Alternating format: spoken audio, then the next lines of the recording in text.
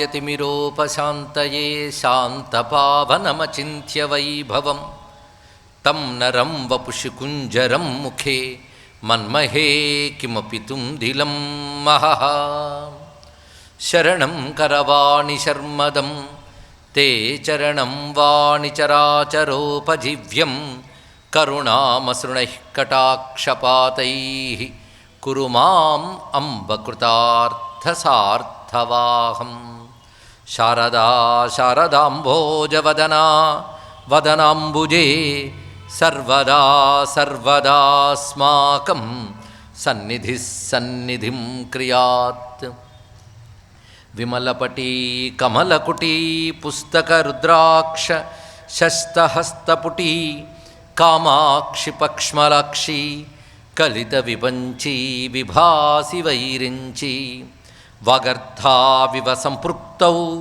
वागर्थप्रतिपत्तये जगतः पितरौ वन्दे पार्वती परमेश्वरौ गुरवे सर्वलोकानां भिषजे भवरोगिणां निधये सर्वविद्यानां दक्षिणामूर्तये नमः नारायणसमारम्भां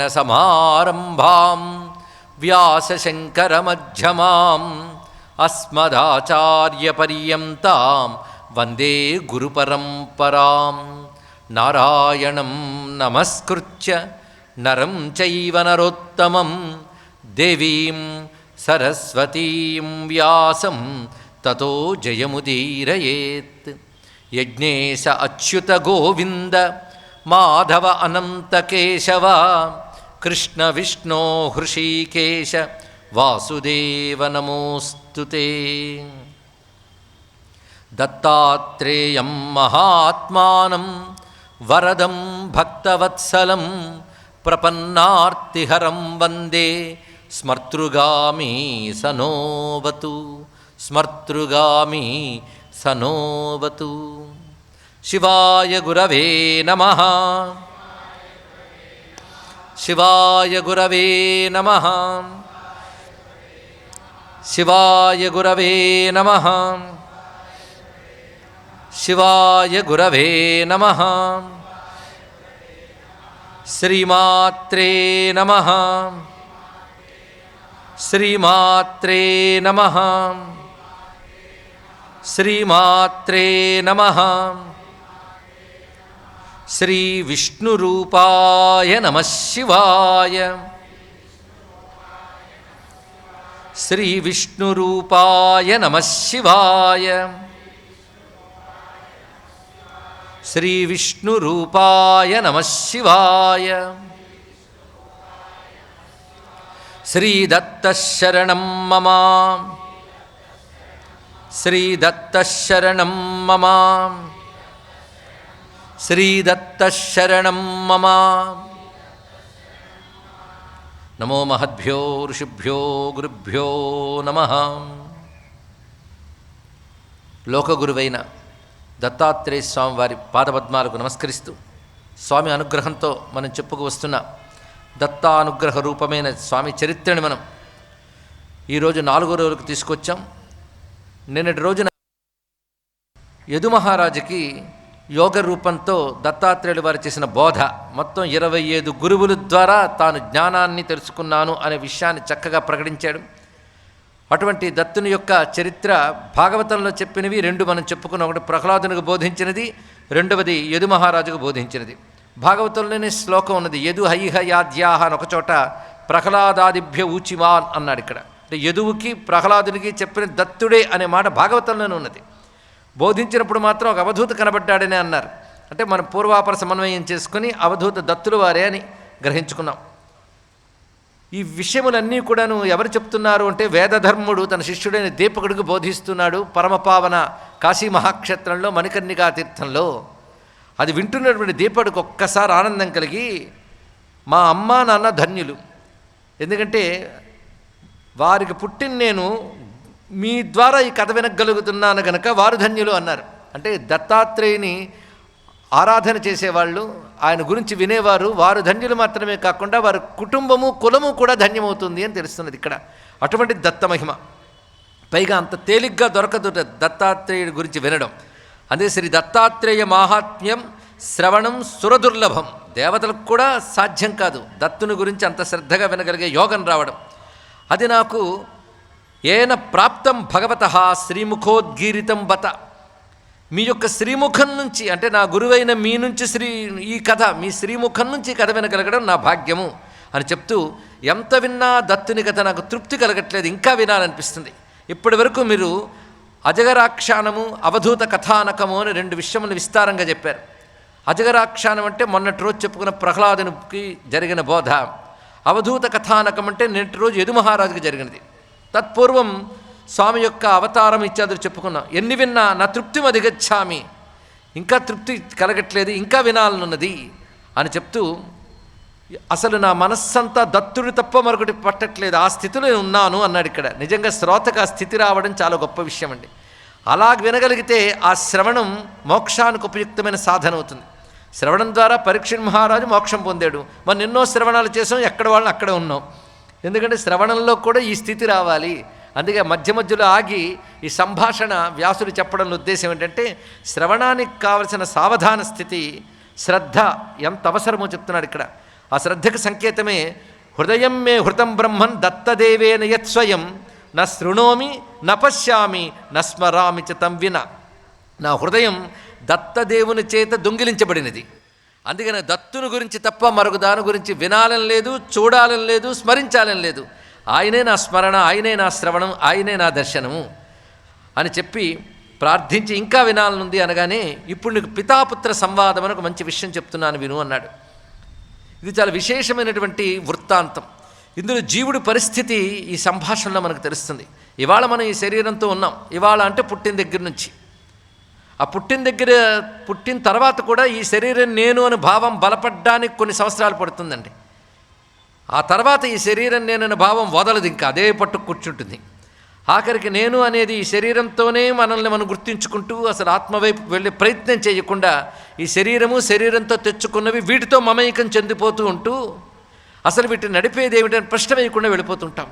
అలాంటి వారికి సత్యం వైపు తిప్పడానికి పనికొచ్చే ఒక సత్యమైనటువంటి గాథ ఇక్కడ చెప్పబడుతున్నది. ఒకప్పుడు భృగువంశ సంజాతుడైనటువంటి వేదాంగ పారగుడైనటువంటి ఒక విప్రుడు ఉండేవాడు. మధ్యదేశ నివాసీచ శాంత సర్వగుణాన్విత. అతను మధ్యదేశంలో ఉండేవాడు. మధ్యదేశం అంటే భారతదేశానికి మధ్యదేశంలో ఉండేవాడు. గతే బహుతిథే కాలే వార్ధకేచ సమాగతే. చాలా కాలం తర్వాత ఆయనకి వృద్ధాప్యంలో సంతానం కలిగింది. ఆయనకి మొట్టమొదటి సంతానం కలగలేదు, వృద్ధాప్య దశలో సంతానం కలిగింది. ఆ సంతానం పట్ల ప్రత్యేకమైన ప్రేమ చూపించాడు, లేక కలిగినటువంటి సంతు గనక. అయితే అతడు పుట్టిన దగ్గర నుంచి ఎలా ఉండేవాడంటే జడాంధ బధిరాకృతి. ఒక జడుల్లాగా, గుడ్డివాళ్లాగా, చెవిటివాళ్లాగా ఉండేవట. గుడ్డివాళ్లాగా అంటే అర్థం, ఎదురుగా ఏం కనబడుతున్నా పట్టించుకోవట్లేదు, ఏం వినబడుతున్నా పట్టించుకోవట్లేదు, దేనికి స్పందించనట్టున్నాడు. అందుకే జడ అంధ బధిర ఆకృతి, ఆ విధంగా ఉన్నాడు. అయితే మనస్సులో కలిగిన సంతానం ఈ విధంగా ఉన్నాడేమిటనే బాధ కలుగుతున్నది. సకాలంలో అతనికి ఉపనయనం చేసి నామకరణంలో సుమతి అనే నామకరణం చేసి, వారు మొదటి నుంచి వేదాంగాలతో కూడిన కుటుంబం కనుక పిల్లవాడు కూడా తెలివైన వాడు కావాలనుకుంటారు. అందుకే వేదాధ్యయనానికి గురువు వద్దకు తీసుకెళ్లేటువంటి ప్రక్రియనే ఉపనయనం అంటారు. అది చేసి సక్రమంగా గురువు ద్వారా, అసలు ఆయనే గురువు, వేద విద్య నేర్పుతున్నాడు, అన్నీ అని వింటున్నాడు, కానీ ఏమీ మాట్లాడట్లేదు. అతనికి ఉన్నటువంటి ఆశలన్నీ అడియాసలు అవుతున్నాయి. పిల్లవాడేంటి ఇలా తయారయ్యాడని. ఒకరోజు కూర్చోబెట్టి బోధిస్తున్నాడు. గట్టిగా మందలించలేడు, గారాభం బాగా ఉన్నది అని కూర్చోబెట్టి, నాయన నువ్వు చక్కగా చదువుకోవాలి, విద్యలో పారంగతుడు కావాలి, ఆ తర్వాత గృహస్థాశ్రమ స్వీకారం చేయాలి, ఇష్ట్వా యజ్ఞాన్ అనుత్తమాన్, గృహస్థాశ్రమ ధర్మ ప్రకారంగా ఎన్నో యజ్ఞాలు చేయాలి, తర్వాత నువ్వు కూడా వివాహాదులు చేసుకుని సత్సంతానం కనాలి, ఆ తర్వాత వానప్రస్థాశ్రమం స్వీకరిస్తావు, ఆపై నువ్వు చతుర్థాశ్రమైన సన్యాసాన్ని కూడా స్వీకరిస్తావు. ఇది నీ జీవితం ఇలా ఉండాలి నాయనా, అప్పుడు నువ్వు ధన్యుడు అవుతావు అని పిల్లవాడికి చెప్తూ ఉన్నాడు. ఇవన్నీ వింటున్నాడు, కానీ ఆయన అలాగే ఉన్నాడు. జడో నైవాహకించనా అని ఏమి పలకడం లేదు, ఉలకడం లేదు, ఆ విధంగా ఉన్నాడు. ఇలా మాటికి ప్రేరేపిస్తున్నాడు, కానీ మాట్లాడట్లేదు. బహుకాలం తర్వాత ఒకరోజు మాత్రం మాట్లాడేట. అంటే ఇంతవరకు ఈయన మాట్లాడట్లేదు ఏమిటి అనుకున్నవాడు మాట్లాడాడు ఆశ్చర్యకరంగా. ఎలాగంటే, నువ్వు చెప్పిన ఉపదేశం అంతా విన్నాను, ఈ వేదాలన్నీ నేను నేర్చుకున్నానయ్యా, అనేక రకాల శాస్త్రాలు కూడా నాకు తెలిసినవే. నాకిప్పుడు మనస్సులో జ్ఞాపకం ఎంత ఉందో తెలుసా? జన్మానామయుతం సాగ్రం, 10,000 జన్మలు నాకు జ్ఞాపకం ఉన్నాయని చెప్తున్నాడండి ఇక్కడ. 10,000 జన్మలు. ఇవాళ ఈ దేహంతో ఉన్నాం కానీ ఇప్పటికి ప్రకృతిలో పడి ఎన్ని తనువులు ఎత్తేమో తెలియదు. తనువులు మారుటలెన్నో తగులములింకెన్నో, వెనక ముందు అరయలోనే విడి రాలిడి వెన్నెన్నో. ఎన్ని శరీరాలు ధరించామో, ఎన్ని మాలు రాలిపోయామో. ఎప్పుడు ఏ శరీరం ధరించినా అది నేనే అనిపిస్తుంది. భగవంతుడు ఇచ్చిన గొప్ప వరం అజ్ఞానం అండి. వరమనే అనాలి, ఎందుకంటే అన్ని జన్మలు గుర్తుంటే కన్ఫ్యూజను. ఎప్పుడు ఏ స్థితిలో ఉన్నామో అదే మనకు గుర్తుంటుంది. మిగిలిన జ్ఞాపకంగా కాస్త ఉంటాయి కానీ మొత్తం స్ఫురించవు. మనకి ఒక బాల్యం ఉందనుకోండి, అంత స్పష్టంగా మన బాల్య దశలో ఉన్నట్టు ఇప్పుడు ఫీల్ అవ్వం. ఒక జ్ఞాపకంగా బాల్యం వస్తుందేమో కానీ మనం ఉన్న స్థితే శాశ్వతం అనుకుంటాం. ఎప్పటికప్పుడు ఆ స్థితి అశాశ్వతం పోతూ ఉంటుంది, కానీ ఉన్న స్థితే శాశ్వతం అనుకోవడం కనబడుతూ ఉంటుంది ప్రతి వారికి కూడా. కానీ ఇలాంటి శరీరాలు ఎన్ని మారేమో, ఈ శరీరాల్లోనే మార్పులు చూస్తున్నాం. ఇలాంటి శరీరాలు ఎన్ని మారేమో మనం ఇది ఒప్పుకోక తప్పదు. ఎందుకంటే ఒక లాజికల్గా గొప్ప సిద్ధాంతం ఏమిటి అంటే జన్మ సిద్ధాంతం అండి. ఇంత తార్కికమైన సిద్ధాంతం మరొకటి ఉండదు. అంత సతార్కిక సిద్ధాంతం కలిగిన ఒకే ఒక్క మతం హిందూ మతం మాత్రమే. ఎందుకంటే ఇవాళ మనం ఇలా ప్రవర్తిస్తున్నామంటే కాజ్ అండ్ ఎఫెక్ట్ థియరీ తప్పకుండా ఉంటుంది. కారణ కార్య సంబంధం ఉండి తీరుతుంది. హేతువాదం అంటే ఇది. హేతువు లేనిది కార్యం లేదుగా. ఆ హేతువాదం వెళుతూ ఉంటే ఇవాళ ఈ సంస్కారాలు రావడానికి కారణం ఏమిటి? అందరూ ఒక్కలా ఉండకపోవడానికి కారణం ఏమిటి అంటే వారి వారి పూర్వజన్మ నుంచి తెచ్చుకున్నటువంటి కర్మ సంస్కారములు. అందుకు ఒక్కసారి నిదానంగా కూర్చొని ఆలోచించాలి. ఇవి మనం ఆలోచించలేకపోతే ఇలాంటి కథల ద్వారా వ్యాసదేవుడు ఆలోచింపజేస్తాడు. ఒక రమ్యమైనటువంటి వృత్తాంతం చెప్తున్నాడు ఇక్కడ. జన్మానాం అయుతం, 10,000 జన్మలు నాకు గుర్తున్నాయ్యా. మమ స్మృతిపథం గతాః. అలాంటి జన్మల్లో ఎన్ని రకాలుగా నేను ప్రవర్తించానో కూడా నాకు తెలుసు. ఎన్ని లాభాలు, ఎన్ని నష్టాలు, ఎన్ని సుఖాలు, ఎన్ని దుఃఖాలు. ఒక్కొక్కప్పుడు వైరాగ్యం, ఒక్కొక్కప్పుడు రాగము, శత్రువులు, స్నేహితులు, భార్యలు, వారితో సంయోగం, వియోగం, ఇవన్నీ తెలుసు. ఎందరు తల్లులో ఎందరు తండ్రులో. ఇప్పుడు నువ్వు ఇన్ని జ్ఞాపకం ఉన్నవాడికి ఇతడు నా తండ్రి అనే భావం ఎక్కడ నిలుస్తుంది చెప్పు నాకు? నువ్వు కూడా ఒక తండ్రి అంతే, ఆమె ఒక తల్లి. ఇలాంటి తల్లులు ఎందరో ఎందరు తండ్రులు. ఏ భావం పెట్టుకోవాలి చెప్పు? అనుభూతాన్ని సౌఖ్యాన్ని దుఃఖాన్ని పునఃపునః. ఇదివరకు అనేక రకాలైన సుఖాలు దుఃఖాలు అనుభవించాను. ఎందరో బంధువులు, ఎందరో మిత్రులు, ఒకరేమిటి, అవన్నీ నాకు కనబడుతున్నాయి. ఇప్పుడు మళ్ళీ అలాంటి జన్మలెత్తి మళ్ళీ మాతృగర్భంలో ప్రవేశించడం కూడా గుర్తుంది నాకు. ఇక్కడ మనకి ఈ జన్మలోనే మాతృగర్భంలో ఎలా ఉన్నామో తెలియదు. నాకు గుర్తులేదు కనుక నేను మాతృగర్భం నుంచి రాలేదని అంటే అజ్ఞానం అని రండి. ఇక్కడ గుర్తు లేకపోయినా ఒప్పుకుంటున్నాం మనం, ఎందుకంటే అది నేచురల్ అని భావంతో. కానీ అక్కడెంత బాధపడ్డామో. భగవంతుడు ఇచ్చిన మరొక వరం ఏంటంటే ఆ వేదన గుర్తులేదు మనకి, లేకపోతే నడవలేము ముందుకి. అన్ని జన్మలు గుర్తున్నా కూడా ఉండగలగాలంటే దానికో తపస్సో పూర్వజన్మ సుకృతమో ఉండాలి. దానికి కూడా ఆ జ్ఞాపకాలు పట్టుకోవడం కూడా కష్టమే, వాటిని తట్టుకోవడం కూడా కష్టమే. అది ఎవరికి ఉంటుందంటే జ్ఞానికి, బ్రహ్మజ్ఞానికి మాత్రమే ఉంటుంది. అటువంటి వాడు ఇతను. అందుకే చెప్తున్నాడు, గర్భదుఃఖాన్ని అనేకాని బాలత్వే యవ్వనే తథా పునరపి జననం పునరపి మరణం పునరపి జననీ జఠరే శయనం. జననీ జఠరంలో ఉండడాలు ఎన్ని జరిగాయో, ఎన్ని మార్లు బాలున్నయ్యానో, ఎన్ని మార్లు యవ్వనంలోకి వచ్చాను. వృద్ధాప్యం వచ్చినప్పుడు అయ్యో వృద్ధుడిని అయిపోయినా అనుకుంటూనే ఉన్నాను, మళ్ళీ పోతున్నా, మళ్ళీ పుడుతున్నా, మళ్ళీ బాలుండి అవుతున్నాను. ఇలాంటివి ఎన్నో జరిగాయి. వార్ధకేచ తథాస్థాని తాని సర్వాణి సంస్మరే. నాకు అవన్నీ గుర్తుకొస్తున్నాయి. దీన్ని జాతస్మృతి అంటారండి. ఇది ఒకానొక యోగం. కొందరు మహాత్ముడికి అది ఉంటుంది. జడభరతుడికి లేడి జన్మలో జాతస్మృతి ఉంది. అంటే ఆ పూర్వజన్మలో తాను చేసిన సాధన వ్యర్థం కాలేదు. చివరి గడియల్లో లేడీని స్మరించడం చేత లేడిగా పుట్టినా ఆ జన్మల్లో చేసిన సాధన వ్యర్థం కాకుండా తర్వాత జన్మలో జాతస్మృతిగా వచ్చి తానేమిటో తెలుసుకోవడానికి పనికొచ్చింది. కనుక లేడి జన్మలోనే జాగ్రత్త పడ్డాడు కనుక తర్వాత జన్మ ఆయన బ్రహ్మజ్ఞానియే జీవన్ముక్తుడు కాగలిగాడు. అది జాతస్మృతి అనేది కూడా భగవద్ అనుగ్రహం వల్ల ఏ కొద్ది మందికే వస్తుంది. ఇక్కడ గత జన్మలు గుర్తు రావడం అనేటువంటి గొప్ప విషయం. పైగా ఎన్ని జన్మలు అంటే ఎన్ని వర్ణాలు ఎత్తాను కనుక నేను ఈ వర్ణం వాడిని అహంకరించడానికి లేదండి. ఇవాళ ఈ తొడుగుతో ఈ వర్ణం, ఇదివరకు ఇలాంటి వర్ణాలు ఎన్నెత్తాను. అందుకే ఇలాంటి కథలు జాగ్రత్తగా విన్నా, ఆలోచించిన ఇప్పుడు ఈ వర్ణం వాడిని, ఈ ఆశ్రమం వాడిని, ఈ జాతి నాది, ఈ కులం నాదని అహంకారం చచ్చూరుకుంటుంది. తెలుసుకోండి ఇక్కడ. మరి ఇప్పుడు వర్ణం గురించి ఏమంటామంటే వచ్చిన వర్ణంలో ధర్మం ఏంటో తెలుసుకుని దాని ప్రకారం ప్రవర్తించడమే కానీ ఇది కూడా శాశ్వతమా అంటే తనువులతో పాటు ఇవన్నీ వస్తూ ఉంటాయి. కనుక దేనితో నువ్వు ఐడెంటిఫై చేసుకుంటావు చెప్పు? బ్రాహ్మణ క్షత్రియ విషాం శూద్రాణాంచైవ యోనిషు. అనేక బ్రాహ్మణ జన్మలు, క్షత్రియ జన్మలు, వైశ్య జన్మలు, శూద్ర జన్మలు ఎత్తాను. పునశ్చ పశుకీటానం, కేవలం అవే కాదు, పశుకీట జన్మలు కూడా ఎత్తాను. లేడి జన్మలు ఎత్తాను, పక్షుల జన్మలు ఎత్తాను, జంతువుల జన్మలు ఎత్తాను. రాజులకు భృత్యుడుగా ఎన్నో జన్మలు ఎత్తాను, రాజుగా ఎన్నో జన్మలు ఎత్తాను. ఇవి తెలిస్తే అధికార మదం కూడా తగ్గూరుకుంటుందండి. ఇక్కడ ఒకప్పుడు అధికారంతో ఉంటే ఇవాళ అధికారం, ఇదివరకు భృత్యత్వమే. ఇవాళ అధికారంతో విర్రవేగం కనుక తర్వాత జన్మల్లో మన భృత్యత్వం రావచ్చు. కనుక ఇవి తెలుసుకుంటే ఎప్పటికప్పుడు ఈ జన్మ సార్థకం చేసుకోవడానికి పనికొస్తుంది. అందుకే గ్రహించాలి ఇవన్నీ కూడా. సముత్పన్నోస్మి గేహేషు తథైవ తవ వేస్మని. అంతేకాదు, అనేక పెద్ద పెద్ద ఇళ్లల్లో పుట్టాను, మధ్య తరగతి ఇళ్లల్లో పుట్టాను, పేదవాళ్ళ ఇళ్లల్లో కూడా పుట్టాను. ఒక్కొక్కప్పుడు యజమానిగా పుట్టాను, ఒక్కొక్కప్పుడు బానిసగా పుట్టాను, ఒక్కొక్కప్పుడు సంపన్నుడిగా పుట్టాను, ఒకప్పుడు దరిద్రుడిగా కూడా పుట్టాను. అంటే ఇవాళ సంపద ఉందని అహంకరించడానికి కూడా లేదు. ఎన్ని దరిద్రపు జన్మలు. మళ్ళీ ఈ సంపద సద్వినియోగం చేసుకోకపోతే అవి రెడీగా ఉంటాయి మళ్ళీ. ఇలాంటివెన్నో. హృతం మయా హృతశ్చాన్యై, తెలివిగా ఎందరివో ధనాలు నేను తీసుకున్నాను, ఎందరికో నేను ధనాలు ఇచ్చాను కూడా. ఇక్కడ నా నుంచి ఎందరో దొంగిలించారు తెలివిగా. అదే తెలివిగా అనమాట. మరి ఎగబడు దోచుకోవడమే కాకుండా తెలివిగా ఒకరినొకడు దోచుకోవడం కూడా సమాజంలో మనకు కనబడుతున్నటువంటి అంశమే. అలా తెలివిగా నేనెన్నో దోచుకున్నాను, నా నుంచి అందరూ దోచుకున్నారు. ఈ రెండూ జరిగాయి. అలాగే దత్తం మయా అన్యై, నేను ఇతరులకు ఇచ్చాను, ఇతరులు నాకు ఇచ్చారు. ఇలాంటివి ఎన్ని జరిగాయో చూస్తూ ఉంటే ఇలా పుట్టడం అలా పోవడం, ఇలా పుట్టడం అలా పోవడం చక్రం. ఇలాంటి చక్రపు తిలుగులు ఎన్ని జరిగాయో. చచ్చుచు పుట్టుచున్ మరల చర్విత చర్వణులైన వారికిన్. ఇది ఒప్పుకున్నా ఒప్పుకోకపోయినా ఇది సత్యమండి. ఇవాళ వృద్ధాప్యంలో కనబడుతున్నాను కనుక బాల్యం లేదంటావా? నీకు స్మృతి ఉంది కనుక ఒప్పుకుంటున్నావు. స్మృతి లేనివి ఎన్నున్నాయో కనుక గజ్జన్మ స్మృతి లేకపోవచ్చు. కనుక గజ్జన్మలు ఉంటే అక్కడి నుంచి వచ్చిన సంస్కారములే ఇక్కడి దాకా తీసుకొచ్చాయి. ఏవం సంసార చక్రే అస్మిన్ భ్రమతా తాత సంకటే. మొత్తాన్ని సుఖము దుఃఖము, దుఃఖము సుఖము అని రెండు చెప్పుకున్నా అంతా కలిపి ఒకటే సంకటం అన్నాడు ఇక్కడ. ఇవన్నీ తత్కాలములే తప్ప వాటి అసలు స్వరూపం దుఃఖమే. ఆ సుఖానికి అసలు స్వరూపం లేదు. జ్ఞానమేతన్ మయా ప్రాప్తం.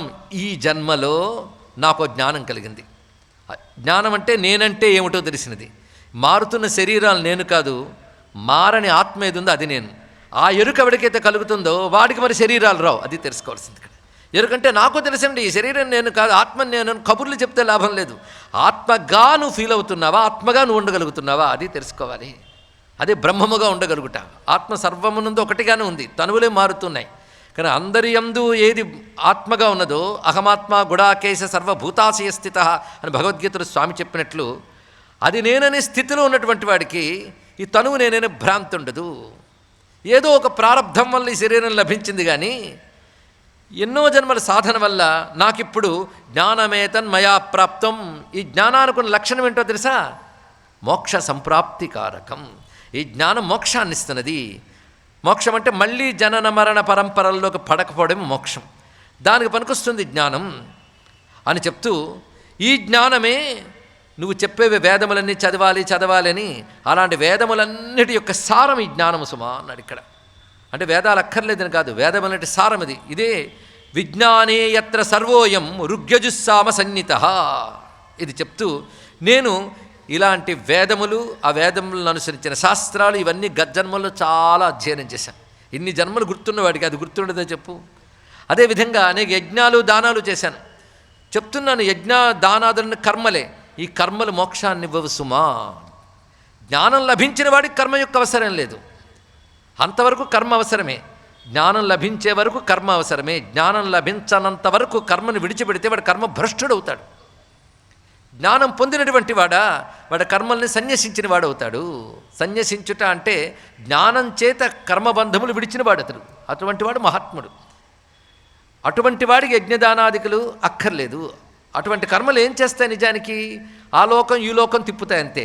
మంచి యజ్ఞం చేశాడు, మంచి కర్మ చేశాడు, దానివల్ల పుణ్యలోకాలు వచ్చాయి, భోగాలు అనుభవించాడు. భోగాలు అనుభవిస్తున్నంతకాలం వాడికి స్పృహ ఉంటుంది.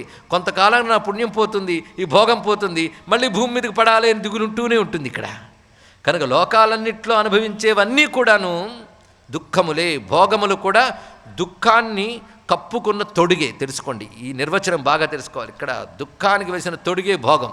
అప్పటికి సుఖంలా అనిపిస్తుంది, కానీ అది షుగర్ కోటెడ్ పిల్స్ ఉంటాయి చూసారు మీరు, ఆ పైనే తీపి, కొంతసేపు ఇంకా నాలుగు మీద ఉంచుకుంటే చేదు తగిలి తీరుతుంది. భోగములు కూడా అంతే, తెలుసుకోండి ఇక్కడ. ఇప్పుడు ఒప్పుకోవడానికి మనసు ఒప్పదు, కానీ సత్యం అదే.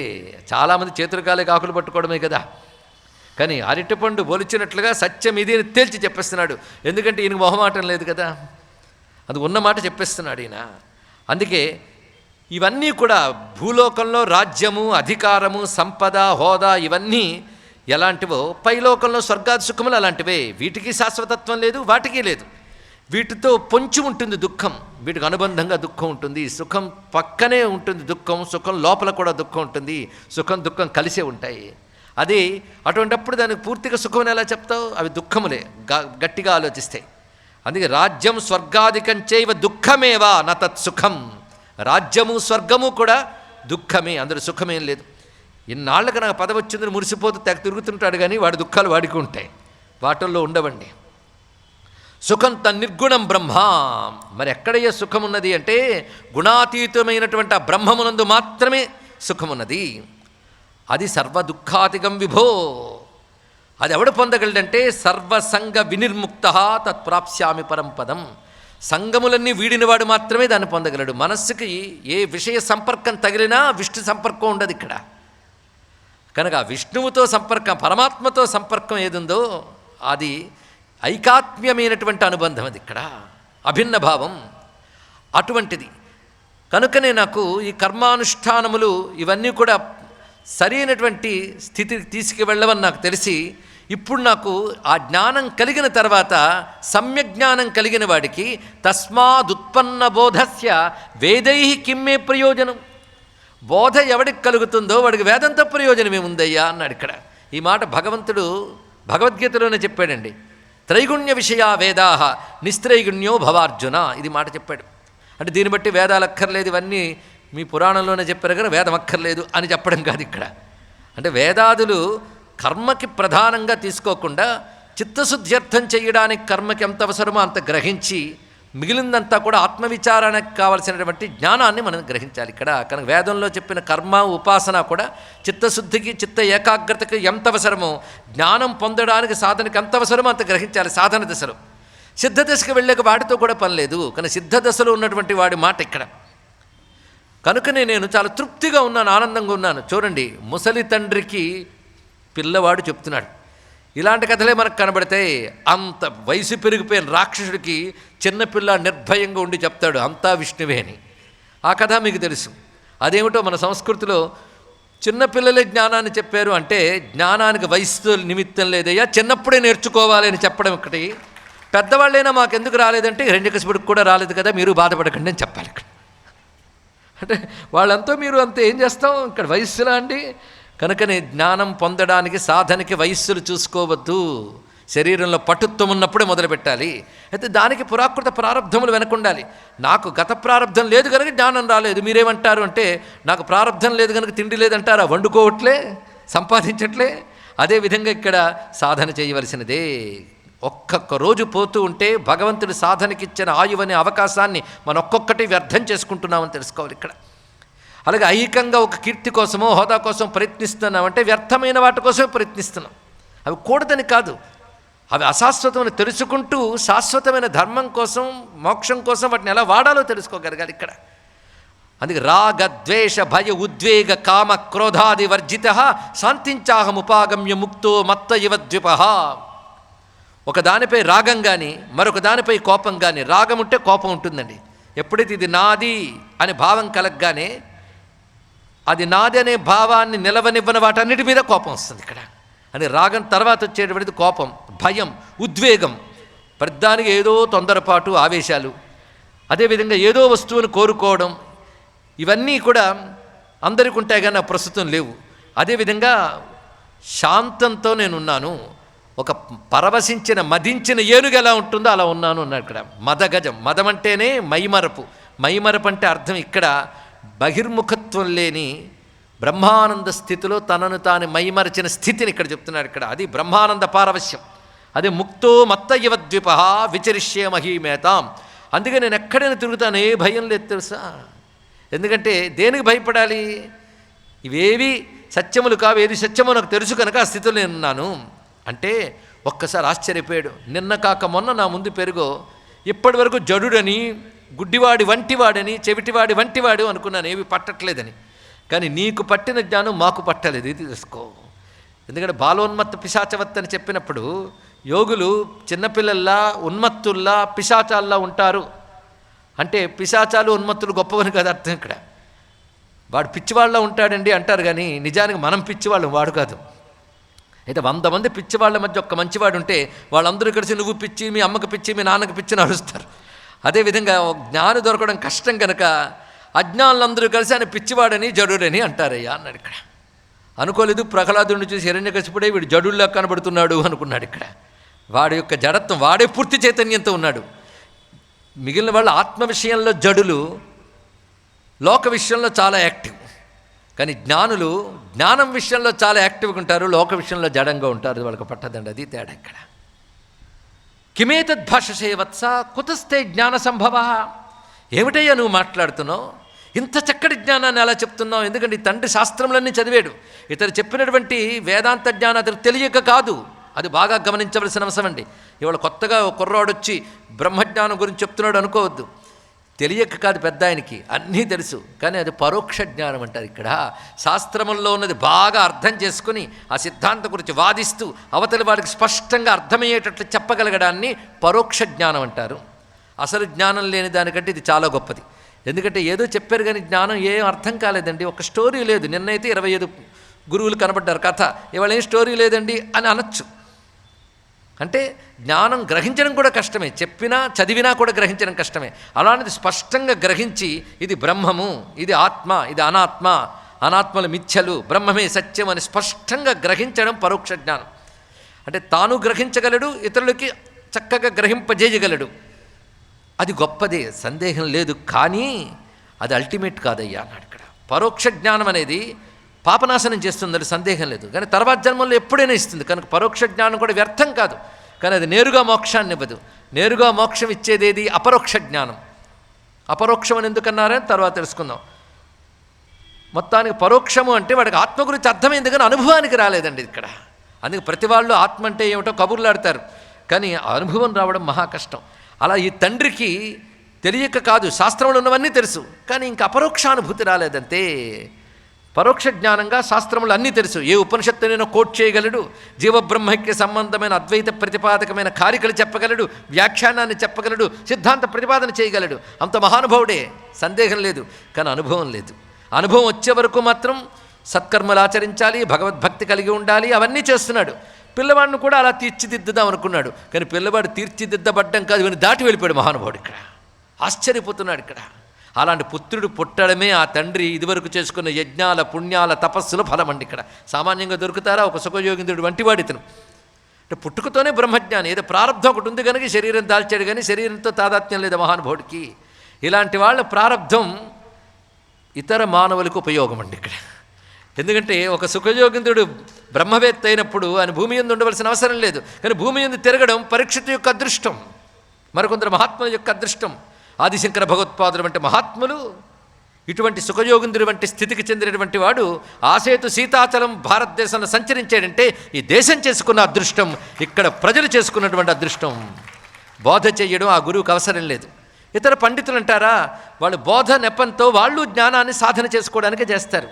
వీళ్ళ పాండిత్య దశ దాటిపోయి అనుభవ దశకు వెళ్ళినటువంటి వారు కనుక పాండిత్యంలో కూడా అనుభవ పాండిత్యం ఉంటుంది, అది కోటుకొక్కడికి కూడా రాదు. కనుక ఈ తండ్రి అంటున్నాడు, ఏమిటయ్యా నీ మాటలు వింటుంటే చాలా ఆశ్చర్యంగా ఉంది, ఇంతవరకు జడుడు జడుడు అనుకున్న నా పుత్రుడు ఇంత జ్ఞాని ఎలా అయ్యాడు? ఎందుకంటే పరోక్ష జ్ఞానం ఉన్న వాళ్ళకి జ్ఞానిని గుర్తించగలిగే తెలివితేటలుంటాయి, అందుకు పోల్చుకోగలిగాడు.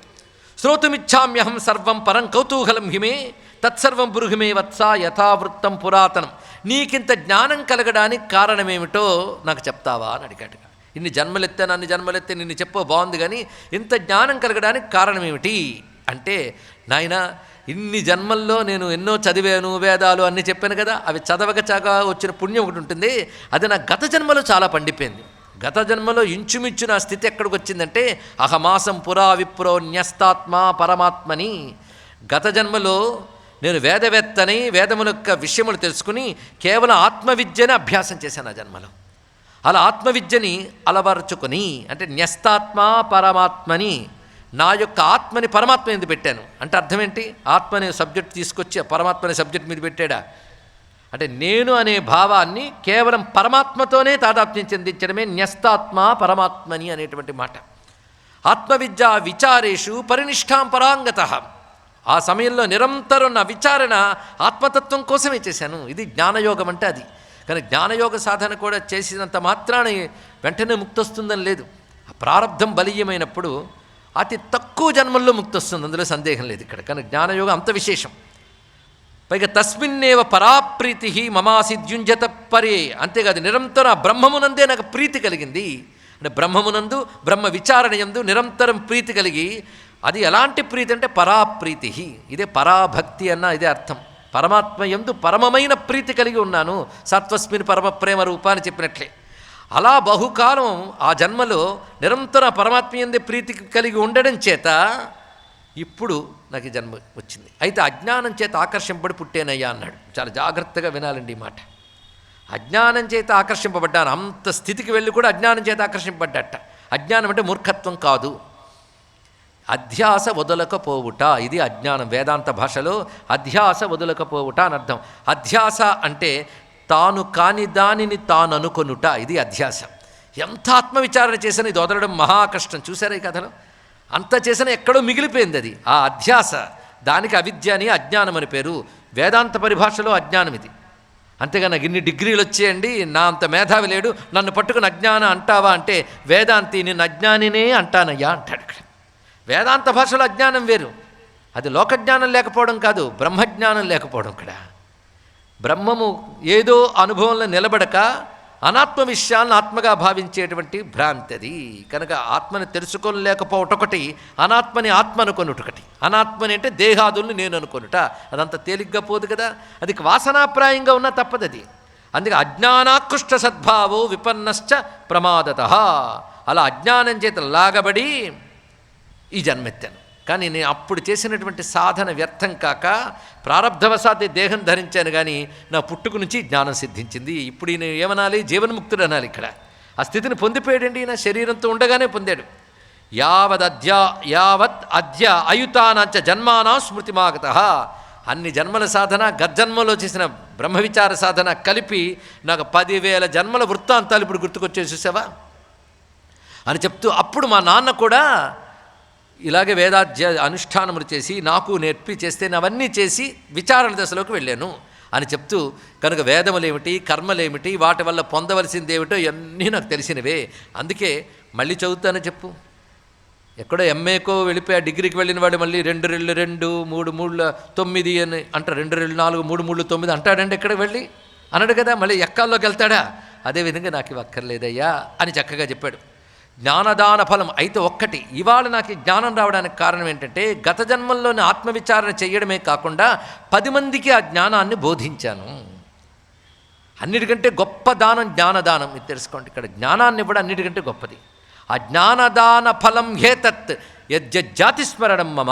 ఆ జ్ఞానదాన ఫలం వల్ల నాకు జాతిస్మృతి కలిగింది. జాతిస్మరణం లేదా జాతస్మృతి అది కలగడానికి కారణం ఏంటి? గజ్జన్మల్లో నేను జ్ఞానాన్ని 10 మందికి బోధించడం ఒకటి చేశాను. దానివల్ల ఇప్పుడు ఈ జన్మలో మరి ఏం చేస్తావు? ప్రారబ్ధం ఉంది కదా అంటే, ప్రారబ్ధం ఈ తనువు అనుభవిస్తుంది. నేను ఈ తనువు నేను కాను అనేటువంటి స్థితిలో ఏకాంతత్వముపాగమ్య యతిష్యే అథ ఆత్మమోక్షణే, ఇంకా ఆత్మముక్తికై నిరంతర ఏకాంతంలో ఉంటాను. ఆ ఏకాంతంలో ఉండడమే నా స్థితి. మీరు జడత్వమని అంధత్వమని నానా పేర్లు పెట్టుకున్నారు అని ఇప్పుడు మాట్లాడితే ఒక్కసారి ఆనందంతో నమస్కారం చేసి, నీ నుంచి జ్ఞానబోధ తెలియాలని ఉందంటే చెప్పాల్సిన అవసరం కూడా నాకు ఉంది అన్నాడు ఇక్కడ. ఎందుకంటే ఏతావతా పితుప్రీతిం ఉత్పద్య అనుణ్యమాప్నుయాం. అరుణ్యం అంటే అప్పు లేకుండా ఉండడం. పితృరుణ విముక్తి పొందడానికి నీకు నేను బోధ చేస్తానన్నాడు. చూడండి ఇక్కడ జ్ఞానబోధ వల్ల పితృరుణం నుంచి బయటపడాలి. అందరూ చేయగలరండి ఇలా పితృరుణం నుంచి. తండ్రికి జ్ఞానం బోధించడం తెలివైన పుత్రుడు ఉంటాడా? ఈ తండ్రి అదృష్టం, అలాంటి పుత్రుడు కలిగాడు. అందుకే అనుణ్యం ఆప్నుయాం, నేను రుణము లేని వాడిని కావడానికై పితుప్రీతిం, తండ్రికి ప్రీతి కలిగిస్తూ చెప్తున్నాను అని గొప్ప మాట చెప్పాడు. నాయన, ఈ సంసారం ఒక ప్రవాహంలా ఎడతెగని సుమ. అదేవిధంగా ఘటీయంత్రవదవ్యయం, ఒక ఏతాము ఇలా దిగుతుంది, ఆ నీళ్లు తోడుతుంది, మళ్ళీ పైకెళ్తుంటుంది. అదేవిధంగా తిరుగుతూ ఉంటాం, ఎన్నో జననాలు, ఎన్నో మరణాలు. ఇది తెలుసుకో. నీకు కూడా నేను చెప్తున్నది ఏంటంటే, ఇంతకాలం గృహస్థాశ్రమం, ఆ తర్వాత అయిన తర్వాత వానప్రస్థాశ్రమం, ఆ తర్వాత అయిన తర్వాత ఇంత ఆశ పెట్టుకోక ఆయువు మీద సుమా అన్నాడు ఇక్కడ. అంత ఆశ పెట్టుకోకు. అందుకే తమనుష్ఠాయ విధివత్ తత్పరిత్యజ్య గార్హస్థ్యం వానప్రస్థరతో భవా. ఇంకా చాలు. ప్రతిదానికి ఒక పరిమితి ఉంది. గృహస్థాశ్రమం ఎంతవరకు అండి? కొందరు అంటూ ఉంటారు, ఈ మనవడి పెళ్ళి అయ్యే వరకు ఇలా ఉండనేయండి, ఆ తర్వాత ఇంకా భగవజ్ఞానమే, నీకు జన్మలో లేదు తెలిసి వచ్చు.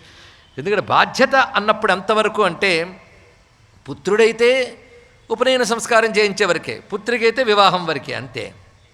ఇంకా తర్వాత లేదుట. ఆ బాధ్యత అనుకుంటే అంతవరకు. ఆత్మజ్ఞాన విషయం కాదు, జ్ఞాన సాధకుని చెయ్యాలనుకున్నవాడి విషయం ఇక్కడ చెప్తున్నది. కనుక నువ్వు గొప్ప కబుర్లు చెప్పు, ఇదైన తర్వాత అదైన తర్వాత అంటే ఆయువు మీద అంత నమ్మకం పెట్టుకున్నావయ్యా నువ్వు. ఆయువు మీద ఎప్పుడు నమ్మకం పెట్టుకోకు. నిత్యం సన్నిహితో మృత్యువు పక్కనుందని ఎప్పుడు అనుకుంటూ జ్ఞాన సాధన చేయాలి.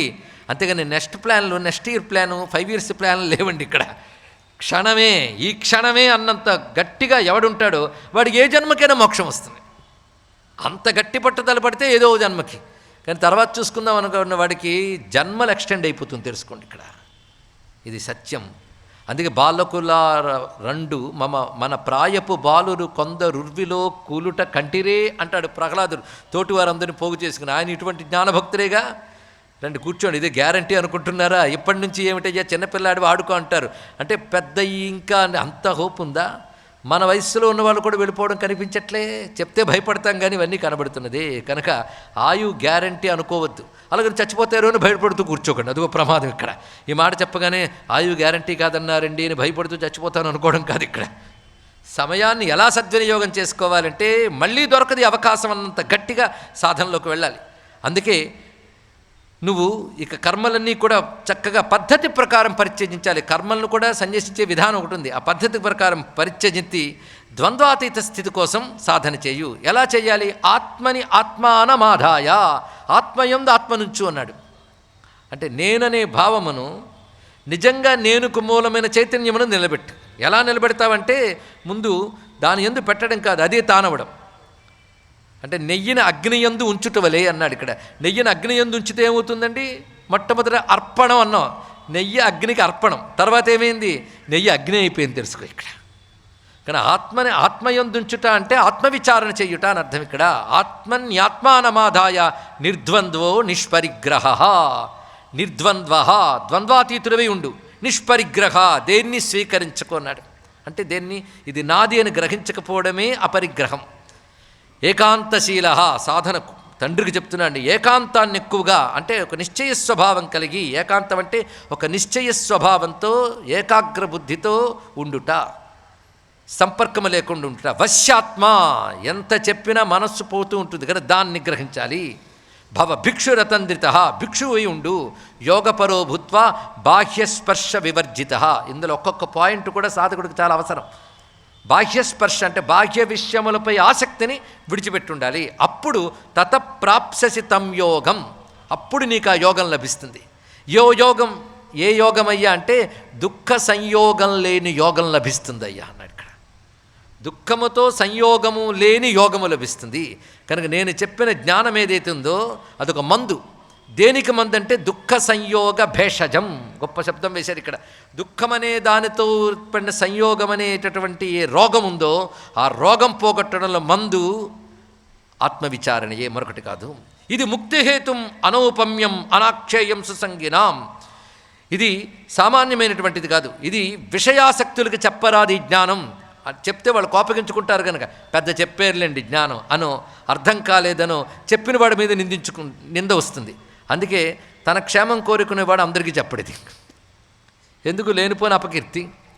అందుకే సుసంగినాం అనాఖ్యేయం అంటే ఎక్కువ విషయ సంపర్కాలు ఎవడుకుంటాయో వాడికి జ్ఞానం చెప్పరాదు. అందుకే చాలామంది ఏం చేస్తారంటే పై కథలతోనే కాలక్షేపం చేస్తారు. అంటే వాడికి తెలియక కాదు, వీడికి అనవసరమని, వీడు గ్రహించే స్థితిలో లేడని చెప్తారు. కనుక విపరీతమైన విషయాసక్తి కలిగినటువంటి వారికి ఇది అనాక్షేయం, చెప్పరాదు. అంటే కాలక్షేపపు రాయళ్ళకి ఇది చెప్పరాదు, శ్రద్ధాళువులకు చెప్పాలి అని చెప్పగానే నాకు నువ్వు చెప్తున్న బ్రహ్మజ్ఞానం అనే జలం పడుతూ ఉంటే మనస్సు చల్లబడిపోతుందయ్యా, ఎంత బాగున్నదో. నువ్వు నాకు మేఘంలా కనబడుతున్నాడు. పుత్రవారిద గొప్ప సంబోధన చేశాడు. పుత్ర రూపంలో ఉన్న మేఘమా, నీ నుంచి కురుస్తున్న బ్రహ్మజ్ఞానాంబుసేకేన, బ్రహ్మజ్ఞానం అనే జలధార నన్ను చల్లబరుస్తుంది. ఆపకు, ఆ వాన ఇంకా కురవని, ఇంకా కురవని. వింటుకుంటే ఆనందం కలుగుతుంది.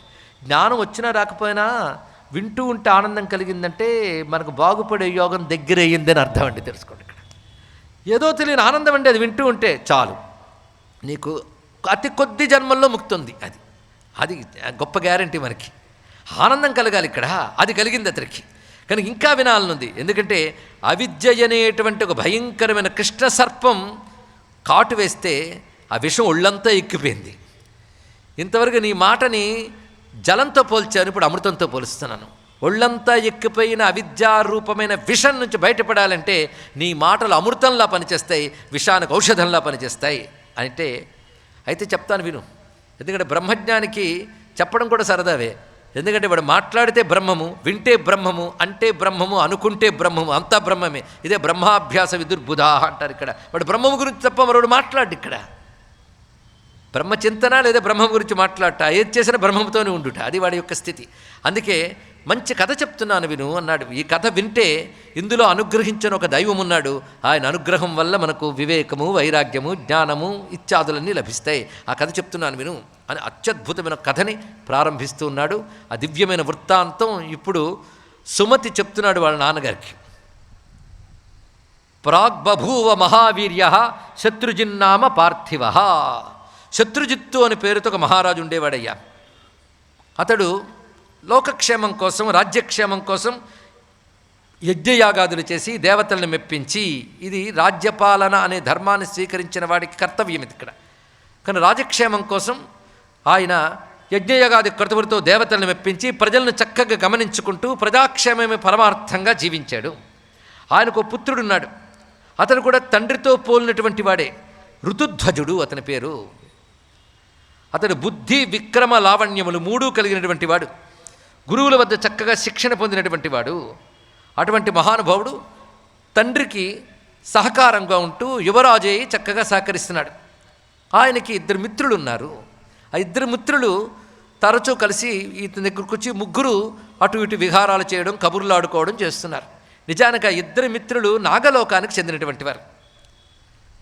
నాగదేవతలు వీటి గురించి ఏదో ఇది ఎంత వింటూ ఉంటే పూర్వ జానపద చిత్రాలలాగా అనిపిస్తోందండి అనుకోవచ్చు. కానీ ఇది ఊహించి రాసిన కథ కాదు, జరిగిన కథే.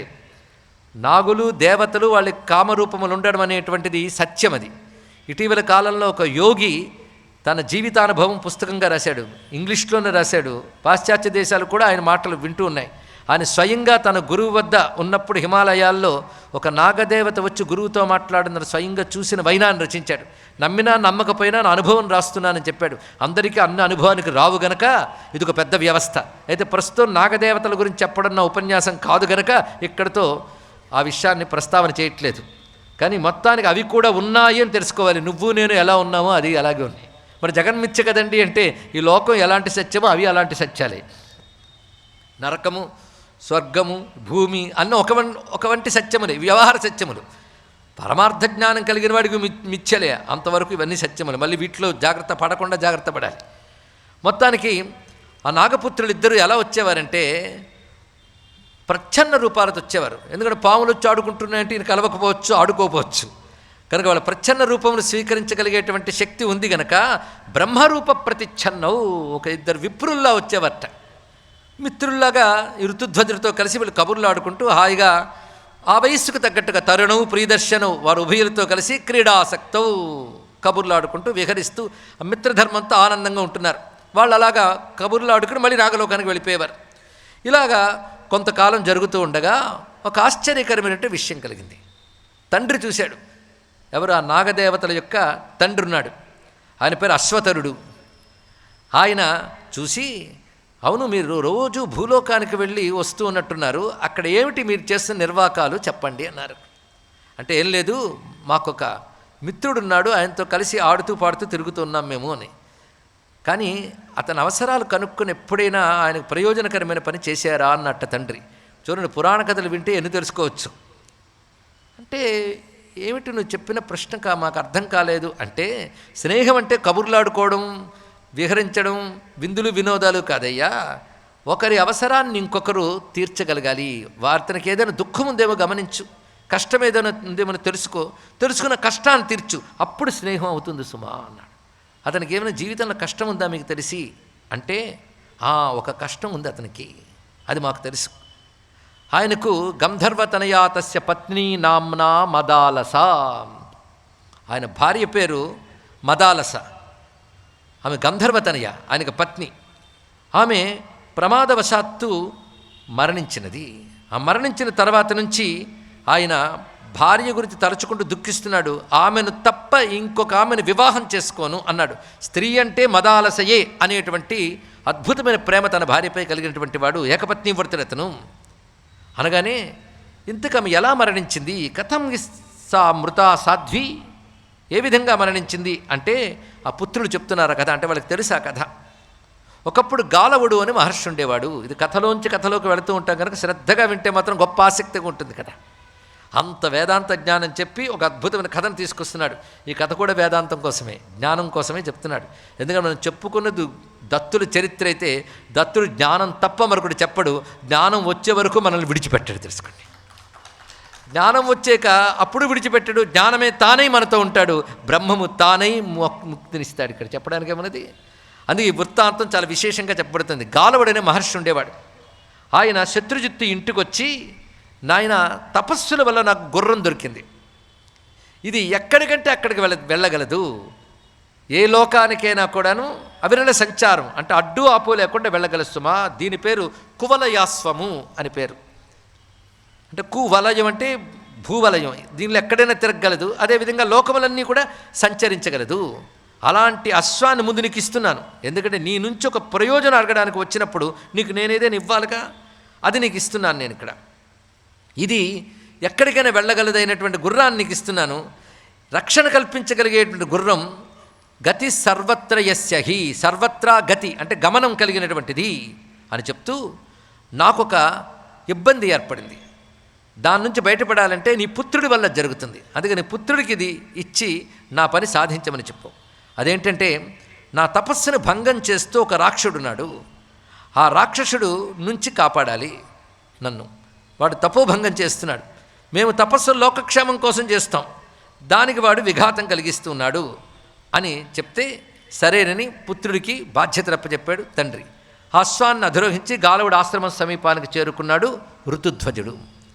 ఆ సమయంలో గాలవుడు నదిలో స్నానం చేసి సంధ్యాది కృత్యములు సంధ్యోపాసన తత్పరం ఉపాసనలో ఆయన ఉంటూ ఉండగా సౌకరం రూపమాస్థాయ, ఆ రాక్షసుడు ఒక పంది రూపాన్ని ధరించి వచ్చి ఆయన ఇబ్బంది పెట్టడానికి వచ్చాడు. అది చూసి వెంటనే బాణప్రయోగం చేశాడు ఋతుధ్వజుడు.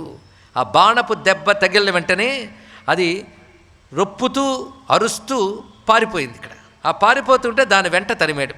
అది క్రమంగా పాతాళం వివేశాథ రాజపుత్రో ఋతుధ్వజ, అది పాతాళానికి చేరుకున్నది. ఇతరు కూడా ఆ గుర్రం మీద ఉన్నాడు కనుక తాను పాతాళలోకానికి చేరగలిగాడు. ఏ లోకంలోకైనా తీసుకువెళ్ళే శక్తి ఉంది కదా గుర్రానికి, అందుకే తాను పాతాళలోకానికి తీసుకెళ్ళాడు. అతడు ఎక్కడికి వెళ్ళాడో కానీ ఆ పాతాళలోకం వెళ్ళి మరి కనబడలేదు. ఇతడు వెతుక్కుంటూ వెళ్ళేటప్పటికల్లా ఆ పాతాళలోకంలో ఒక అత్యద్భుతమైన గృహం కనబడింది. ఆ గృహంలో ఒక స్త్రీ కనిపించింది. ఆమెను చూశాడు. నేను వెతుక్కుంటూ వచ్చినటువంటి ఆ పంది రూపంలో రాక్షసుడు ఎక్కడున్నాడు, ఈ ఇల్లు ఎవరిది, నువ్వెవరు అంటే మాట్లాడకుండా అలా మేడ మీదకి వెళ్ళిందిట. ఇతను కూడా ఆమెను అనుసరించి ఆ మేడ మీదకి చేరుకున్నాడు. అది అంతఃపురం. అక్కడ ఒక పెద్ద విస్తారమైన అందంగా తీర్చిదిద్దబడ్డ మంచం ఉన్నది. ఆ మంచం మీద ఒక ఆమె పడుకునుంది. ఇతడు చూశాడు, ఈమెవరు, ఈ పాతాళ లోకం యొక్క అధిదేవత ఏమిటి అని ఆశ్చర్యపోయి ఈమెవరు అని అనగ్గా ఆమె ఒక్కసారి లేచి సిగ్గుతో ఒద్దిక్కగా ఒక ప్రక్కన నిలబడి ఉన్నది. అప్పుడు ఆమె ప్రక్కనున్న ఎవరైతే మేడమెట్లెక్కి తీసుకెళ్లారో ఆమె చెప్తున్నది, విశ్వావసు అని గంధర్వరాజు ఉన్నాడు, ఆ గంధర్వరాజు యొక్క కుమార్తె ఈమె, నేను ఆమె చెలికెత్తని. అయితే చంద్రకేతువు అనే రాక్షసుడి యొక్క పుత్రుడు పాతాళకేతువు అని రాక్షసుడు ఉన్నాడు. ఆ పాతాళకేతువు ఒకప్పుడు వచ్చి మాయతో, అతను మాయలు చాలా తెలుసు, ఇప్పుడు పంది రూపంలో వచ్చాడు కదా, అదే అతని ఉన్న మాయ. ఇలాంటి మాయలు చేసి అతడు ఆమెను అపహరించి తీసుకొచ్చి ఇక్కడ పెట్టాడు. పెట్టడమే కాకుండా ఈమెను వివాహం చేసుకోవడానికి ముహూర్తం కూడా సిద్ధం చేసుకున్నాడు. ఆగామిన్యాన్ త్రయోదశ్యాం ఉద్వేక్షతి కిలా అసుర, రాబోయే త్రయోదశి నాడు వివాహ ముహూర్తం. అంతవరకు ఈమెకి కాపలా అవన్నీ ఏర్పరిచాడు. నువ్వు అశ్వశక్తి చేత ఇక్కడికి రాగలిగో, ఇక్కడ ఈమె బంధితురాలి ఉన్నది అని చెప్తూ ఆమె ఏ ఒక్కరిని చేపట్టదు. అతన్ని చేపట్టడం ఇష్టం లేదు. అందుకు ఆమె ఆత్మహత్య చేసుకోబోయింది. ఇతడు నన్ను బంధించాడు, త్వరలో పెళ్లి చేసుకుంటాడనేటువంటి భయంతో ఆమె ఆత్మహత్య చేసుకోబోతూ ఉంటే కామధేను ఆమెను ఉద్దేశించి ఒక మాట చెప్పింది. నువ్వు తొందరపడకు సుమా, త్వరలో ఒక పురుషోత్తముడు ఇక్కడికి వస్తాడు, అతను నువ్వు వివాహం చేసుకుంటావు. సతే భర్త మహాభాగే నచరేణ భవిష్యతి, అతడే త్వరలో నీకు భర్త అవుతాడని అభయం ఇచ్చింది కామధేనువు. ఆ కామధేనువు మాటతో ఆమె శరీరం ధరించి ఉంది, కానీ ఈ రాక్షసుడి భయం అలాగే ఉన్నది. కామధేనువు మాట ఎలా నిజమవుతుందా అని మనం ఆలోచిస్తుంటే నువ్వు కనబడ్డావు. నన్ను కుండల అంటారు, నేనేమి చెలికెత్తని. ఆ పాతాళకేతువు ఇప్పుడు పంది రూపం ధరించి గాయపడి వెళ్ళడం మేము చూసాం, ఎక్కడికి వెళ్ళాడో, ఇది పరిస్థితి అని చెప్పగానే వెంటనే ఆమె ఇతన్ని గమనించి సురభీదేవి చెప్పినటువంటి రాజపుత్రుడు పురుషోత్తముడు ఇతడే అనేటువంటి భావం ఆమెకు కలిగింది. వెంటనే ఆ భావాన్ని గ్రహించి కుండల, ఈమెను నువ్వు స్వీకరించు, రాజధర్మ ప్రకారంగా నువ్వు ఈ సమయంలో స్వీకరించవచ్చు. రాజులకున్న వివాహ పద్ధతులు ఎన్నో ఉన్నాయి, ఆ ప్రకారంగా స్వీకరించవచ్చు అంటే నేను ఒక మాట అంటాడు. నేను పితాస్వామి మమ అధునా పరవాన్నహమస్మీతి, నేను నేను స్వతంత్రుడను కాను, తండ్రికి అధీనంలో ఉన్నటువంటి వాడిని. అందుకే తండ్రి అనుమతి లేనిది నేను వివాహం చేసుకోలేను అంటే, నాయన ఇది సర్వపూజ్యురాలైనటువంటి కామధేను యొక్క ఆజ్ఞ, ఇది రాజధర్మం ప్రకారంగా చెయ్యవచ్చు అని చెప్తున్న ధర్మం గనక నువ్వు తప్పకుండా వివాహం చేసుకో. ఈ క్షణంలో నేను ధ్యానం చేసి మా గంధర్వ పురోహితుని పిలిపిస్తానని తుందిలుడు అనే గంధర్వ పురోహితుని పిలిపించి ఈ కుండల సమీపంలో ఉంటూ అప్పటికప్పుడు ఋతుధ్వజునికి మదాలసుకు వివాహం జరిపించింది. ఇక్కడ అదైన తర్వాత మదాలస్తో సహా ఇతను అశ్వం మీద వెళ్ళబోతూ ఉంటే అక్కడ గాయపడి తేరుకున్నటువంటి పాతాళకేతువు తన సైన్యంతో సహా వచ్చాడు. అక్కడికి వచ్చినప్పుడు తనకున్న ప్రతాపంతో, గాలవుడిచ్చిన ఆశీర్వచనంతో ఆ మహానుభావుడు ఆ అసురుల సేనలతో సహా పాతాళకేతువుని నశింపజేశాడు. అలా చంపి తిన్నగా తండ్రి వద్దకు వచ్చి నమస్కారం చేశాడు. అప్పుడు తండ్రి చాలా సంతోషించి ఆశీర్వచనం ఇచ్చి ఆ దంపతుల్ని చేరదీశాడు. అప్పటి నుంచి చక్కగా ఇతడు తండ్రికి చేదోడు బాదోడుగా ఉంటూ రాజ్యపాలన జరుగుతోంది. ఇలా బహుకాలం జరుగుతోందండి. ఇక్కడ ఆ సమయంలో ఒకప్పుడు ఏం జరిగిందంటే, అంటే అలాంటి మదాలస్తో వియోగం ఎలా ఏర్పడింది అని మళ్ళీ ప్రశ్నించాడు. ఇక్కడ అశ్వతరుడు పుత్రులిద్దరూ చెప్తున్నారు, ఇక్కడ కథను కొనసాగిస్తున్నారు. ఒకప్పుడు అతడు రాజ్యకార్యంకే తిరుగుతూ ఉండగా యమునా నదీ తీరానికి చేరుకున్నాడు ఈ కువలయాశ్వుడు. అంటే ఋతుధ్వజుడికి మరొక పేరు ఇప్పుడు కువలయాశ్వుడు, అంటే కువలయాశ్వము కలిగిన వాడయ్యాడు ఆయన.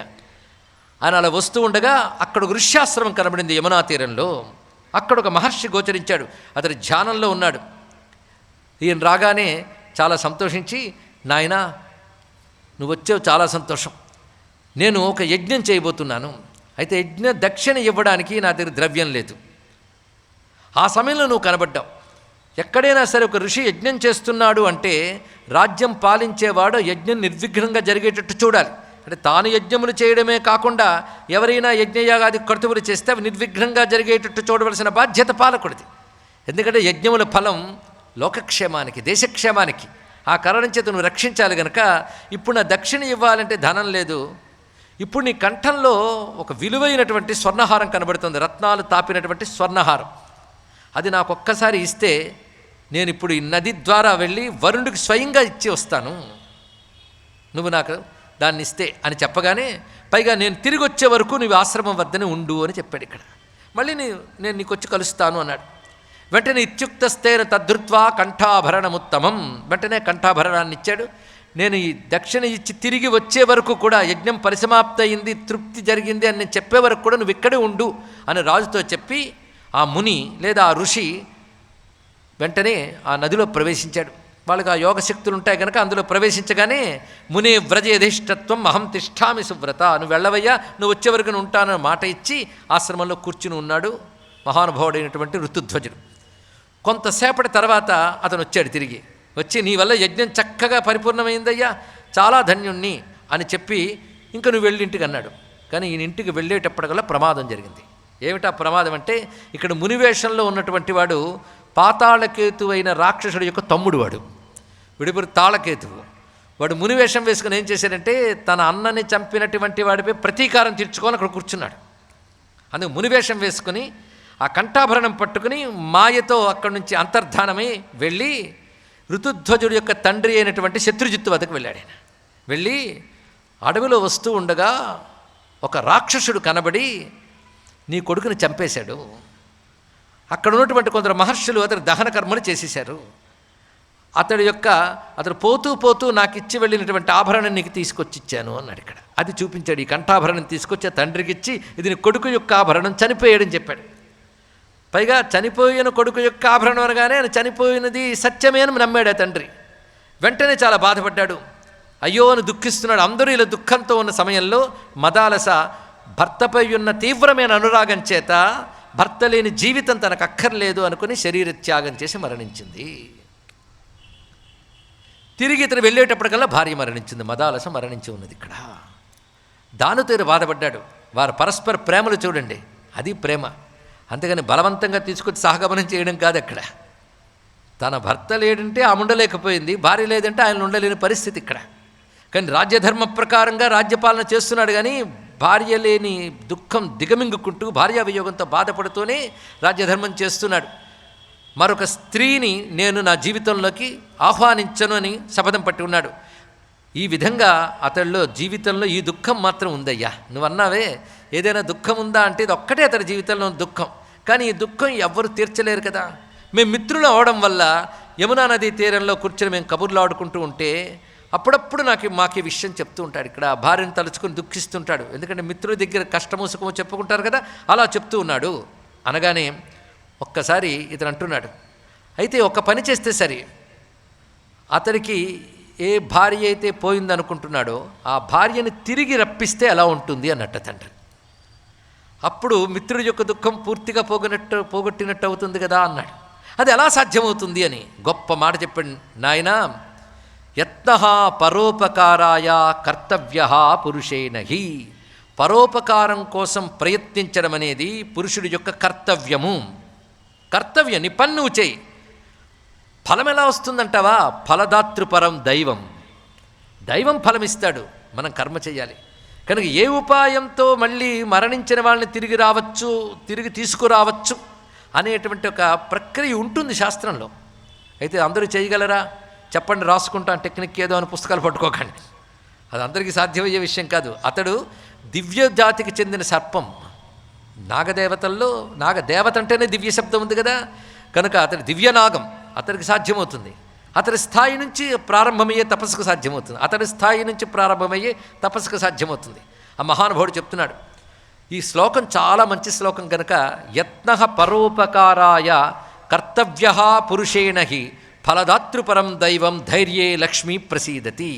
ఇది ప్రతివాడికి ఒక ఆప్టిమిస్టిక్ అవుట్లుక్ ఇచ్చేటువంటి శ్లోకం అండి. ఇక్కడ పరోపకారం కోసం కర్తవ్యం చేయడం మన బాధ్యత.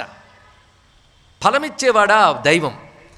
ధైర్యే, ఈ పని తప్పకుండా నెరవేరుతుంది అని పని చేయడానికి ఉత్సాహంతో సంపూర్ణంగా చేయాలి. అప్పుడు లక్ష్మీదేవి తప్పకుండా, అంటే ఆ పనికి కావలసిన ఫలం తప్పకుండా లభిస్తుంది. అదే ధైర్యే లక్ష్మీ ప్రసీదతి. ధైర్యం ఉన్నవాడికి లక్ష్మీదేవి అనుగ్రహం ఉంటుంది. ఇది కొటేషన్ అండి. ఇక్కడ ధైర్యే లక్ష్మీ ప్రసీదతి. ఇలాంటి ఏ కాలంలోనైనా, ఏ మానవ జాతికైనా, ఏ దేశంలోనైనా పనికొచ్చే మాటలు భారతీయ ఆర్షవాంగ్మయమైన పురాణాదుల్లోంచి పుంఖాలు దొరుకుతాయి. అవి స్టడీ చేయాలి. ఇప్పుడు ఈ వాక్యం ఎవరికైనా పనికొస్తుంది, మీరు ఒప్పుకుంటారు కదా. అందుకే పరోపకారం కోసం ప్రయత్నించడం ప్రతి ఒక్కరి కర్తవ్యం. ఫలమివ్వడం పరమాత్మ యొక్క పని. ధైర్యం ఉంటే లక్ష్మీదేవి అనుగ్రహిస్తుంది. 3 మహావాక్యాలు అంటూ చెప్పాడు ఇక్కడ. కార్యసాధకుడికి పనికొచ్చే మహావాక్యాలు.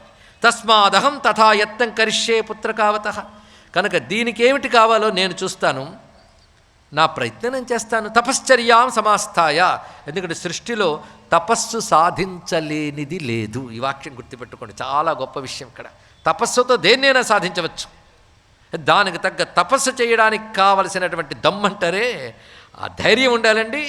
అది చేయడానికి వెనకాడకుండా ముందుకు వెళ్ళగలగాలి. దుఃఖం తీవ్రమైతే తపస్సు తీవ్రం చేయాలి. ఇది తెలుసుకోవాలి. ఇక్కడ తపోబలం గట్టిగా ఉంటే దేన్నైనా సాధించవచ్చు. తపస, దానితోనే సాధించవచ్చు. అదే నేను తపస్సును ఆచరిస్తానని చెప్పి ప్లక్షావరణకం అనొక పర్వతానికి చేరికి అక్కడ తపస్సు చేశాడు. ఎవరు? అశ్వతరుడు అనబడేటటువంటి మహానుభావుడైన ఆ సర్పదేవత.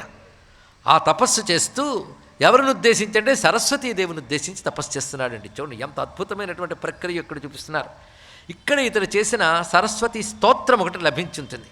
మనం ఈ ఆర్ష గ్రంథాలు చదువుతూ ఉంటే ఒక రమ్యమైన గాథ నడుస్తుంది, దానితో సమాంతరంగా బోధ నడుస్తుంది, అంతర్లీనంగా కూడా.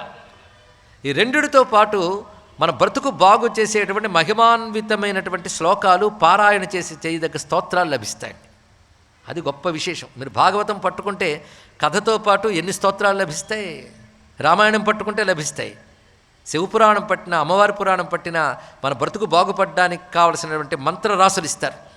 ఈ పురాణాల్లో ఇవ్వబడే స్తోత్రముల యొక్క ప్రయోజనం ఏంటో తెలుసా? ఎందుకంటే ఇతిహాస పురాణాభ్యాం వేదం సముబ్రహ్మేత్ అనే మాట ఉన్నది. ఇతిహాస పురాణముల ద్వారా వేదము యొక్క ధర్మమే విస్తరించి చెప్పబడుతుంది.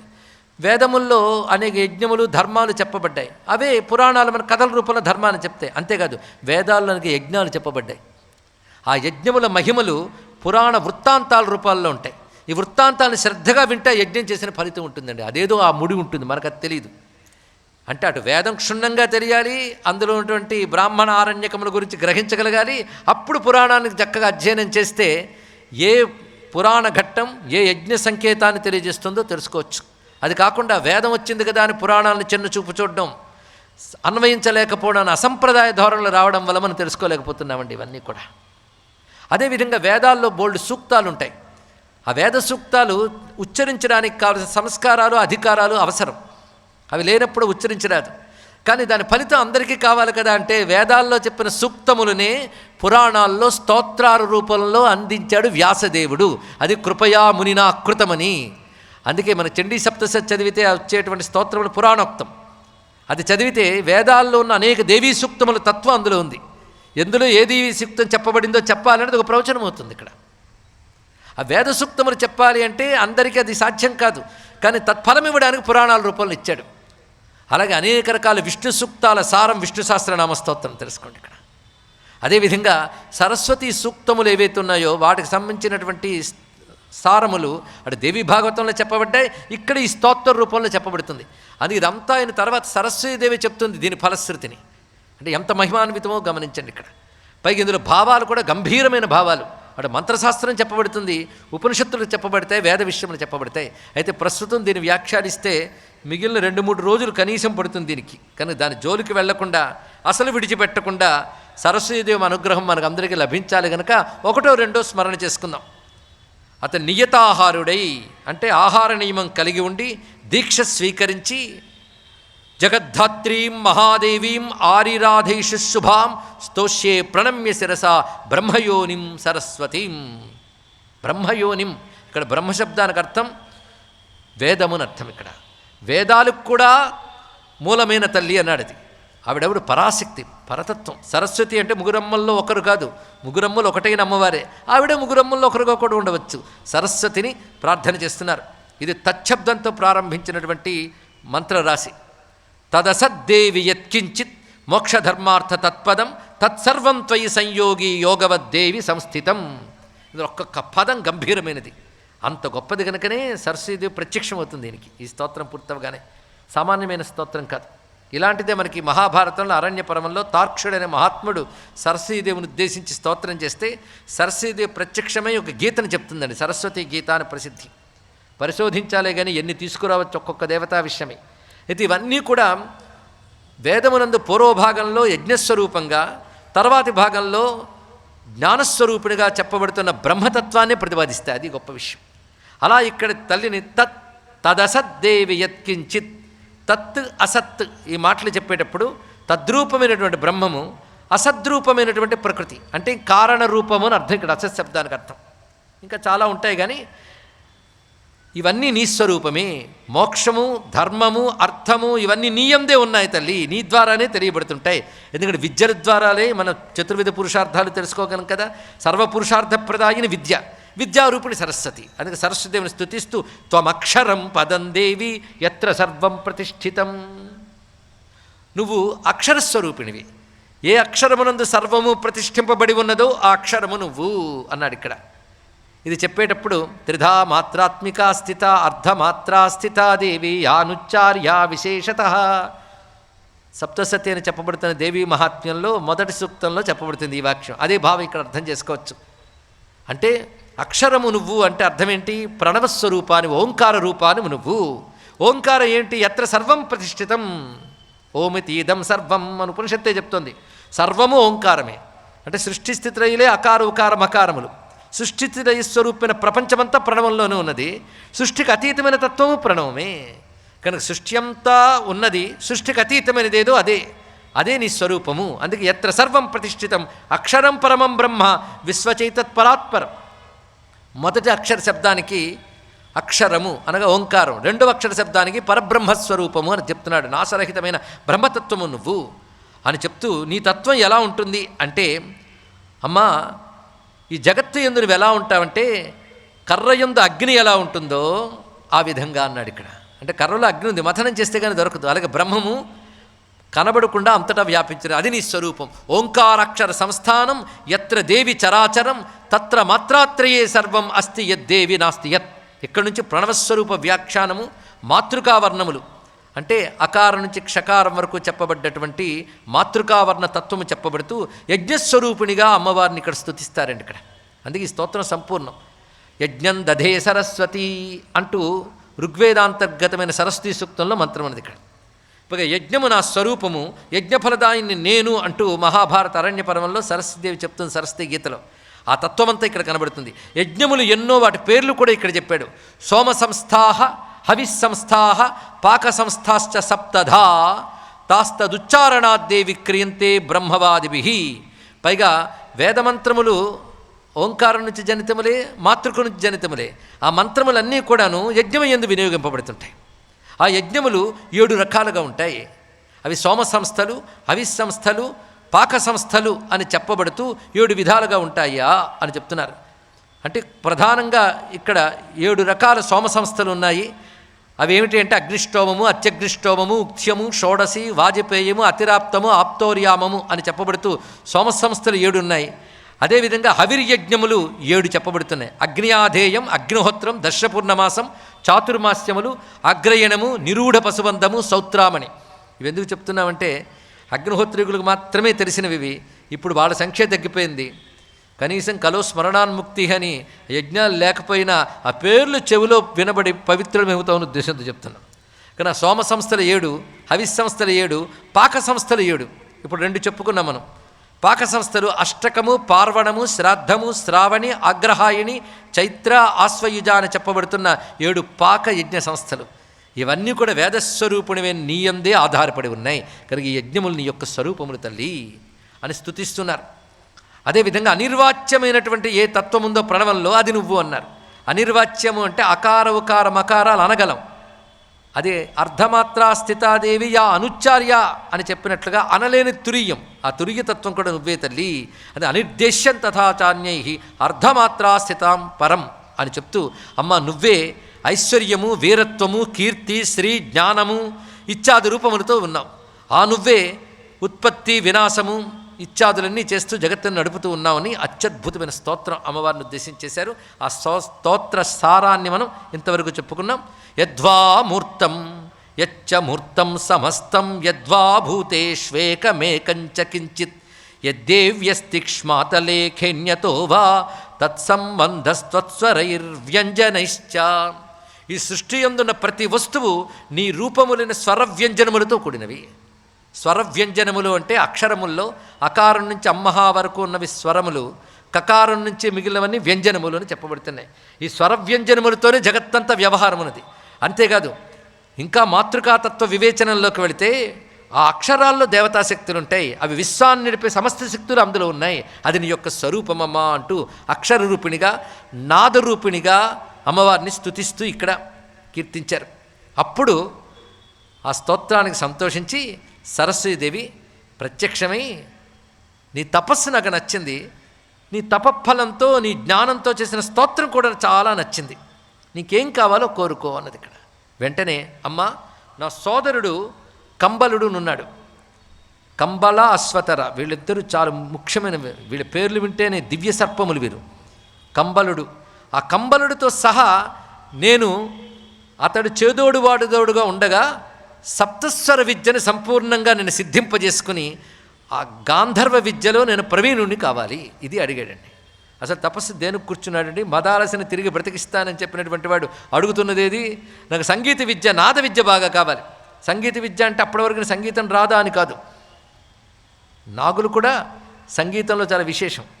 అందుకే మనకి పాములు తల ఊపుతాయని చెప్తారు. పాములు తల ఊపడం కాదు, నాగదేవతలు కూడా సంగీతం తెలిసిన వారని చెప్పడం దానిలో యొక్క ఉద్దేశం. అది దాని యొక్క విశేషంగా చెప్తుంటారు. అందుకే ఇవి నాగేశుడు, ఈయన సామాన్యం కాదు, నాగుల్లో కూడా ప్రభువు అటువంటి వాడు. ఇతనికి రహస్యం నాద సంభవం, అది ఇతనికి అనుగ్రహించింది ఆ తల్లి. నాదముల్లో కొన్ని రహస్యాలు ఉంటాయట. అంటే సంగీత విద్యలో ఉద్దండులు చాలామంది ఉండవచ్చు, కానీ నాదోపాసకులు కోటికొక్కడు ఉంటాడు, తెలుసుకోండి.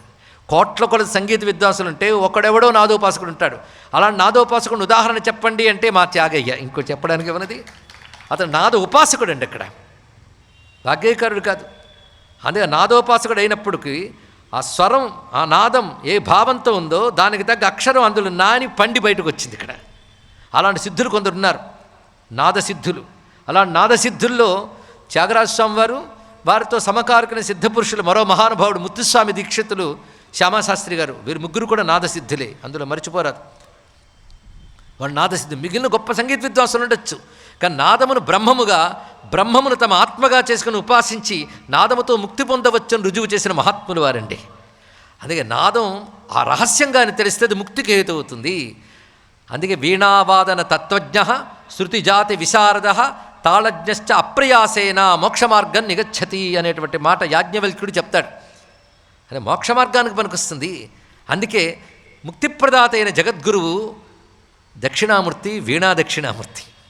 అమ్మ శారదాంబ వీణాపాణి. ఒకప్పుడు వీణ మీటి సంగీత రహస్యాలు తెలియజేసేట చంద్రశేఖరేంద్ర సరస్వతి స్వామి వారు. అదొక అద్భుతమైన విషయం. అందుకే సంగీతం అనేది యోగులకి ఋషులకు తెలుసు ఆ సంగీతం, కానీ మహాత్ములు సామాన్యంగా సంగీతం అనేది యోగులు ఋషులు ఉపాసించే విద్య అండి ఇక్కడ. అందుకే నాదోపాసన చే శంకర విధిముఖలరే అన్నాడు కదా, అది నాదోపాసన, సామాన్యమా ఇది? అందుకే అది భక్తి లేకపోతే తెలియదు కాదు. స్వరరాగ సుధారసయుత భక్తి స్వర్గాపవర్గమురా మనస అన్నాడు అక్కడ. ఆ సంగీతం యోగం ఎలా అవుతుందంటే మూలాధారజ నాద మెరుగుటే ముదముగు మోక్షమురా అని చెప్పాడు మహానుభావుడు ఇక్కడ. ఆ సంగీతానికి ఆ లోపల ఉన్నటువంటి యోగం అనుకున్న అనుబంధం అది. ఆ రహస్యము భగవద్ అనుగ్రహం లేకపోతే రాదండి. అందుకే సీతావర సంగీత జ్ఞానము ధాత వ్రాయవలెరా అన్నాడు త్యాగయ్య. అనేక జన్మల సుకృతం ఉంటే కానీ అది లభించదు. ఆ రహస్యములు కావాలట. అలాంటి రహస్యం తెలిసిన వాడు ఏం చేయగలడంటే శ్రీపప్రియ సంగీత అంటాడు త్యాగరాజు. వాళ్ళు దానితో సామగానలోల మనసిజ లావణ్య ధన్య మూర్ధన్యులందరూ మహానుభావులు ఇక్కడ. ఆ భగవంతుడు కూడా సామగానానికి వశ్యమైపోతాడు. సామగానం అంటే వేదముల యందు చెప్పబడుతున్న సామగానము దేవతను ప్రసన్నం చేసుకోవడానికి వాడతారు. యజ్ఞయాగాది క్రతువుల్లో ద్రవ్యాదులతో మంత్రముతో ఎన్ని హుతము చేసినప్పటికీ సామగానంతో దేవతలు లొంగిపోతారట. అలా లొంగదీస్తుంది కనుక దాని పేరు సామం. కానీ సంగీతానికి పరమార్థం ఏమిటి? నిన్ను చొక్కజేయు ధీరుడెవ్వడు సొగసుగా మృదంగ తాళము జత కూర్చి అన్నాడు ఇక్కడ. భగవంతుడికి ప్రసన్నం చేయించుకోవాలంటే సంగీతానికి పరమార్థం అది. భగవంతుడు మామూలు పాటలకు సంతోషిస్తాడా? అది నాదంలో లీనమై ఆ నాదం గుండెకి తాకి ఎక్కడో స్పందన రేగితే భగవంతుడికి తగులుతుంది ఇక్కడ. అలాంటి రహస్య విద్య కావాలి అన్నాడు ఈయన తపస్సు చేసి. అది అడిగాడు. ఎందుకు అడిగాడు? అది ఏదో మనం తెలుసుకుందాం. అంటే అలా పునర్జీవితాన్ని చేయగలిగే శక్తి సంగీతానికి ఉందేమో ఆ రహస్యములు తెలిసిన వాడికి. అదే మదాలసను బ్రతికించడానికి సంగీత విద్యను ఎందుకు అడుగుతున్నాడా అని. అలాగనే తన సంగీతం తను బ్రతికించేయగలడా? సంగీత విద్య సాధనకి దైవానుగ్రహం తోడు కావాలి. అది జరగాలి అంటే బిలహిర్ రాగంలో నా జీవాధార అని చెప్తూ నా నాసికా పరిమళమా, నా జపవర్ణ రూపమా, నా జీవాధార అని త్యాగయ్య ఆలపించితే ఒక మృత శిశువు బ్రతికాడు అనేటువంటి త్యాగయ్య జీవితంలో ఘట్టం మనకు అర్థమవుతుంది. అది భారతీయ హిందూ సంగీతంలో ఉన్న గొప్పతనం, అది హిందూ మతంలో ఉన్న గొప్పతనం తెలుసుకోండి ఇక్కడ. దీన్ని అనుకరించి పాటలు భజనలు రాత్రంతా గోల మైకులు పెట్టిన పిశాచ సంగీతం అవుతుంది తప్ప సనాతన హైందవ ధర్మానికే ప్రాణశక్తి అమృతశక్తి ఉంటుంది తెలుసుకోండి ఇక్కడ. అటువంటి దివ్యమైన సంగీతం ఇక్కడ కనబడుతున్నది. అటువంటి విద్యతో నువ్వు అనుకున్న సాధిస్తావు. నేను ఇస్తున్నాను ఆ విద్యనని సరస్వతి మాత అనుగ్రహించింది. అనుగ్రహించి మరొక్క మాట నువ్వు ఏ స్తోత్రం చేసావో ఆ స్తోత్రం నా తత్వాన్ని, నా రూపమును, గుణముల్ని చెప్తున్నది. ఎవడు దీన్ని భక్తితో నిత్యం పఠిస్తాడో వాడు సర్వ పాపముల నుంచి బయటపడి వాంఛిత ఫలాన్ని పొందుతాడు. విద్యా, కాంతి, ధనం, ధాన్యం ఇత్యాదులన్నీ లభిస్తాయని చెప్పి సప్తజిహ్వా అయిన సరస్వతి అంతర్ధానమైందన్నాడు. ఇక్కడ సప్తజిహ్వా సరస్వతి అన్నాడు. సప్తజిహ్వ అంటే యజ్ఞస్వరూపిణిగా అగ్నిహోత్రం సప్తజిహ్వలు. అగ్నిర్మేవాచిశ్రిత, వాక్కుకు అధిదేవత అగ్ని, అగ్ని సప్తజిహ్వలు. మరి అగ్ని వాక్కుకు అధిదేవత అయినప్పుడు వాక్కు కూడా సప్తజిహ్వల వాళ్ళు కదా. అంటే ఆ అగ్నిహోత్ర స్వరూపిణి యజ్ఞరూపిణి కనుక సప్తజిహ్వలు, సందేహం లేదు. కానీ ఈ సందర్భంలో సప్తజిహ్వలు అంటే నువ్వు ఏ శబ్దం పలికినా సప్తస్వరాలతో పలుకుతావు. సప్తస్వరాలే సప్తజిహ్వలుగా కలిగిన సరస్వతి. అది ఇక్కడ చెప్పబడుతుంది. సప్తజిహ్వా సరస్వతి ఎప్పుడైతే ఆ విధంగా అనుగ్రహించిందో వెంటనే అమ్మ ఇచ్చిన విద్య తీసుకుని ఆయన తిన్నగా, దేవతా సర్పం కదండి, భవ్యమైన కైలాస పర్వతం వద్దకు వెళ్ళి తమ్ముడితో కలిసి, కంబలుడితో కలిసి అశ్వతరుడు ఆ పరమేశ్వరుడు ప్రసన్నం చేసుకున్నట్టుకై ఆ సంగీత విద్యతో భగవంతుని గానం చేస్తూ ఉన్నాడు. అందుకు ఆ విద్య. ఎందుకయ్యా తపస్సు చేసి సంగీతం అంటే శివుని ఉపాసించడానికండి, ఇంకోటి కాదు. ఇక్కడ ఆ శివోపాసన బలం కావాలి ఇక్కడ. అందుకే సంగీత విద్య, అక్షర విద్య ఈశ్వరారాధనతోనే ధన్యమవుతాయి. అందుకే నిన్ననే చెప్పుకున్నాం, సంగీతం ఇవన్నీ కూడా బంధిస్తాయి అని లేడీ ద్వారా తెలుసుకున్నాం. అది జ్ఞాని అయిన వాడు సంగీతాలు జోలికి వెళ్ళకూడదు అని చెప్పుకుంటూ ఇవాళ సంగీతం యొక్క పరమార్థాన్ని చెప్తున్నాడు ఇక్కడ. అంటే పరమార్థం తెలిసిన సంగీతం అని ఇక్కడ అర్థమైంది. ఈ సంగీతం ముక్తినిస్తుంది. కేవలం వినోద విద్యగా కాకుండా యోగ విద్యగా సంగీతాన్ని ఏ విధంగా ఉపాసించాలనేది ఈ కథలో మనకు చెప్తున్నాడు. అత్యద్భుతమైన వృత్తాంతం ఇది. కైలాస శైలేంద్ర శిఖరస్థ గృహేశ్వరం. ఆ కైలాస శైల శిఖరంపై ఉన్న గృహస్థు ఎవడాయన? పార్వతీపతి. ఆయన్ని ప్రసన్నం చేసుకోవడానికై గీతకై సప్తభిర్నాగౌ తంత్రీలై సమన్వితవు. ఆ వీణావాదన తంత్రుల్ని మీటితో ఆ లైలతో కూడుకున్నట్టు సంగీతంతో ఆ పరమేశ్వరుని ఉద్దేశించి తపస్సు చేశారు. అంటే సరస్వతీదేవికై తపస్సు చేసి ఆ తపస్సు వల్ల సరస్వతి అనుగ్రహం పట్టుకుని పరమేశ్వరుని ప్రసన్నం చేసుకుంటున్నారు ఇక్కడ. అందుకే ఇందరి దేవతల అనుగ్రహం ఉంటే కానీ ఈశ్వరుని ప్రసన్నం చేసుకోగలిగే శక్తి రాదండి ఇక్కడ. అలా పరమేశ్వరుని ఉద్దేశించి అద్భుతంగా ఆరాధన చేశాడు. ఆరిరాధైషుర్దేవం అనంగాంగహరం హరం. మన్మథుని దహింపజేసినటువంటి హరిని ఉద్దేశించి వీరుభయులు కూడా కంబలుడితో కలిసినటువంటి అశ్వతరుడు ప్రాతకాల, మధ్యాహ్నకాల, సాయంకాల, రాత్రికాలముల యందు తత్పర బుద్ధితో పరమేశ్వరుని నిరంతర నాద సాధనతో ఆరాధించారు. ఇది నాదముతో భగవంతుడిని ఆరాధించుట. ఇదే మార్గం మనకు త్యాగయ్య ఇది సాధ్యమే అని రుజువు చేశాడు తన సంగీతంతో. ఆయన ఆ శివునే రాముడి రూపంలో ఆరాధించాడంతే. ఆ నాదస్వరూపిణైన అమ్మవారినే దీక్షితుల వారు శ్రీ విద్యా రూపంలో ఉపాసించారు మొత్తానికి. కనుక వారు ఆ నాదంతో ముక్తిని పొందారు. అదేవిధంగా అశ్వతరుడు కంబలుడితో కలిసి ఎప్పుడైతే శివుని ఉద్దేశించి గానం చేశారో అప్పుడు శివుడు ప్రసన్నుడై ప్రత్యక్షమై ఏం కావాలనైనా అన్నాడు ఇక్కడ. స్వామి, సృష్టిలో ప్రకృతిపరంగా అసాధ్యమైనది నిన్ను అడుగుతున్నాను. ప్రకృతిపరంగా అసాధ్యమైనది గనకనే ప్రకృతికి అతీతుడివే నువ్వు సాధ్యం చేయగలవు. అది అందుకోసం ఈ తపస్సు. ప్రకృతిపరంగా మరణించిన వారు తిరిగి రారు, అది ప్రకృతి నియమం. కానీ ఈశ్వరుడు అనుగ్రహిస్తే కర్తం అకర్తం అన్యథా కర్తం సమర్థ, ఏదైనా చేస్తాడు ఆయన. ఏం పోయి అందుకే నేను అలా అడుగుతున్నానంటే మళ్ళీ మదాలస రావాలి. మదాలస రావాలంటే మరొక గర్భంలో పుట్టి రావాలి, అదన్నీ కదా. వెలుగు జరుగుతాయి. పుట్టిన వాళ్ళు ఎలాగూ పుడతారు, పోయిన వాళ్ళు ఎలాగూ పుడతారు, పుట్టిన వాళ్ళు ఎలాగూ పోతారు. ఆ క్రమాన్ని అనుసరించి ఇప్పుడెక్కడో పుట్టుంటుంది నాకు చూపించని నేను అడగను, మళ్ళీ పుట్టించమని అడగను. నేను ఎలా అడుగుతున్నానంటే ఆమె మరణించినప్పుడు ఏ వయస్సుతో ఉందో ఆ వయస్సుతోనే రావాలి. ఇప్పుడు మొదట కోరుకున్నది అది. తేనైవ వయసా సద్య.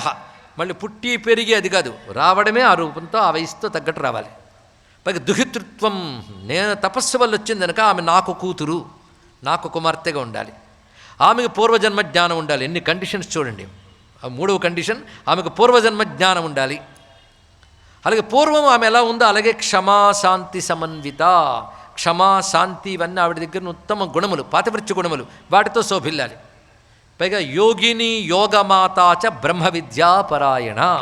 ఆవిడ యోగిని యోగమాత అంటే తాను నిరంతరం యోగమనందు ఉండడమే కాకుండా యోగులకు మూల కారణముగా ఉండాలి. అంటే యోగులకు కూడా జ్ఞానోపదేశం చేయగలిగి యోగములన్నీ తన యందు కలిగి ఉండాలి. అతను ఇక్కడ యోగములంటే భగవత్ప్రాప్త్యుపాయములు, బ్రహ్మప్రాప్త్యుపాయమైన జ్ఞానము సంపూర్ణంగా కలిగి ఉండాలి.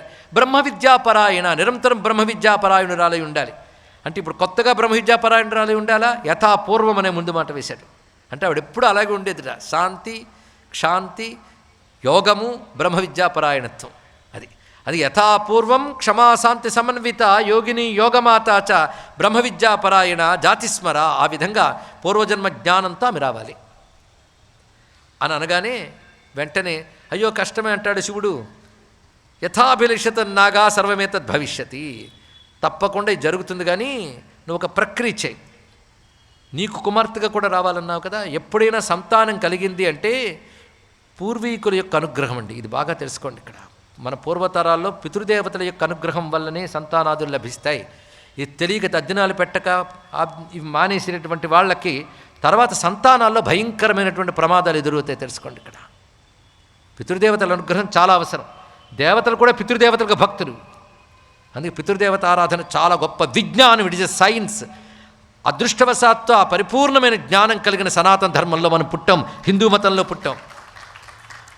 ఆ పితృదేవతల అనుగ్రహం ఎలా పొందాలో చెప్పారు. అది మరిచి బ్రతికినటువంటి వాడికి తర్వాత తరాల మీద ఆశ పెట్టుకోనక్కర్లేదు. తెలుసుకోండి. ఏదో పూర్వపుణ్యం వల్ల ఇప్పుడు గడిచిపోతుంది, తర్వాత ఉంటాయి ఇవన్నీ ఇక్కడ.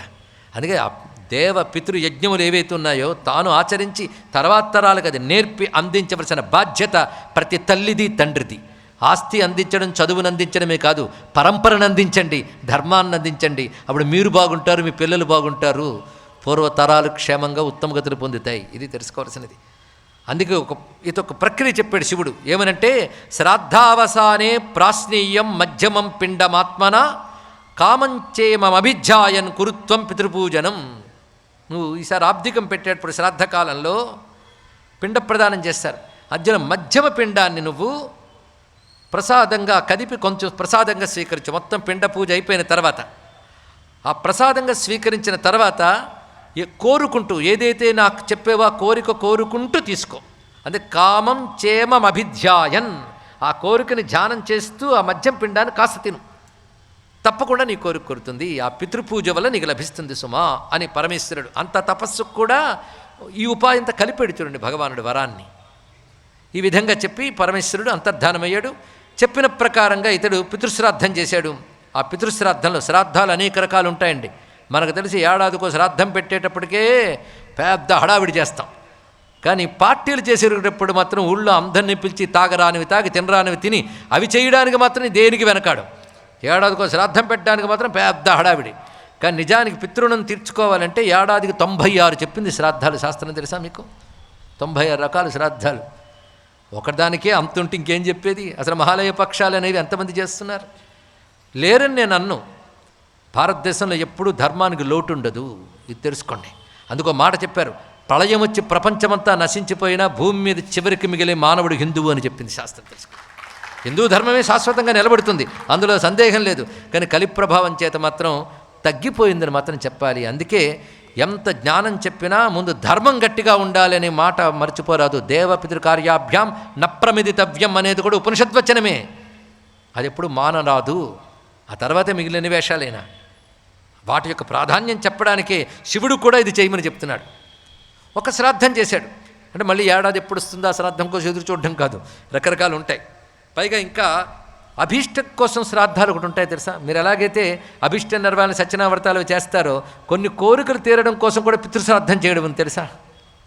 పితృశ్రాద్ధం అంటే దెయ్యాల పూజలో చాలామంది భావిస్తారు, భ్రమిస్తారు. ఆ దేవతా పూజ తెలుసుకోండి. ఇక్కడ అత్యంత పవిత్రమైనది, అది అంత ముఖ్యమైనటువంటిది.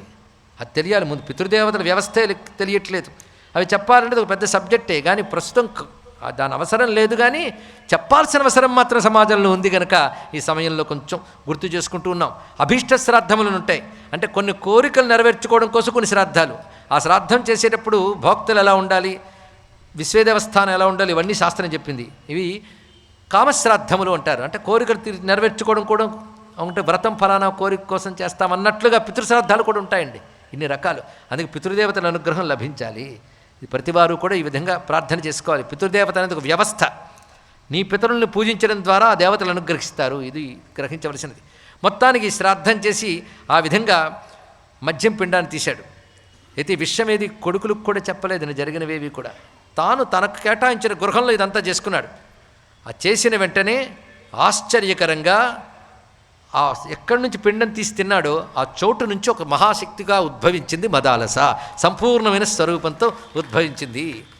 అప్పుడు ఆ మదాలసని తీసుకుని, అమ్మా నా కూతురివమ్మా నువ్వు, ఆమెకు అలాగూ జాతిస్మరణ ఉన్నాయి కనుక విషయమంతా తెరిచి, నేను చెప్పే వరకు నువ్వు బయటకు రాకు, నిన్ను ఒక అభ్యంతర గృహంలో ఉంచుతున్నాను, నువ్వు ఉంచి. తర్వాత కొడుకుల దగ్గరికి వెళ్ళాడు. నేను తపస్సు చేసి వచ్చానయ్యా, తర్వాత ఏం జరిగిందో చెప్తాను, ఎప్పుడు మీ మిత్రుడితో తిరగడమే కానీ ఇంటికి ఎప్పుడు తీసుకురాలేదేమి అన్నాడు. ఇక్కడ వెంటనే నాన్న చెప్పాడని మిత్రుని తీసుకొచ్చారు. ఇక్కడ మిత్రుడితో ఆడుతూ ఆడుతూ వాళ్ళు అప్పుడు చెప్పుకున్నట్టు, మేము నాగదేవతలం, మేము నాగులమని చెప్తే నువ్వు ఈ స్నేహంగా ఉండవేమోననే ఉద్దేశంతో ఇంత వాళ్ళకు ప్రచ్ఛన్న రూపాలుతున్నాం. ఇప్పుడు చెప్తున్నాం, మా నాన్నగారికి నీపై చాలా ప్రీతి ఉన్నది, నువ్వు ఒక్కసారి మా లోకానికి రా అని చెప్తూ గోమతీ నది సాగర సంగమం చేసే ద్వారం ద్వారా పాతాళానికి చేరారు. ద్వారం కూడా చెప్పాడు ఇక్కడ చూడండి. ప్రాతశ్చ గౌతమీ గోమతీం పుణ్యాం తన్మధ్యేనైవ జగ్మతు. ఆ విధంగా అక్కడికి చేరుకున్నారు. ఆయన ఆశ్చర్యపోయాడు. ఆ నాగలోకం ఎంత అందంగా ఉన్నదంటే రమ్యమైనటువంటి అలంకారాలతో, అద్భుతమైన వస్తు సముదాయంతో, భవనాలతో శోభిల్లుతున్నది. ఎందుకంటే భోగానికి నాగమే తెలుసుకోండి. భోగం, నాగులు భోగులు, వాటికి భోగి అని పేరు కూడా ఉన్నది. భోగం బాగా ఉంటుంది నాగలోకంలో, నాగులు భోగజీవులు. అటువంటి లోకానికి చేరుకున్నాడు. ఆశ్చర్యకరంగా ఉన్నది. పైగా వీళ్ళు అసలు రూపాలతో కనబడ్డారు. ఇంతవరకు ప్రత్యన్న రూపాలు కదా.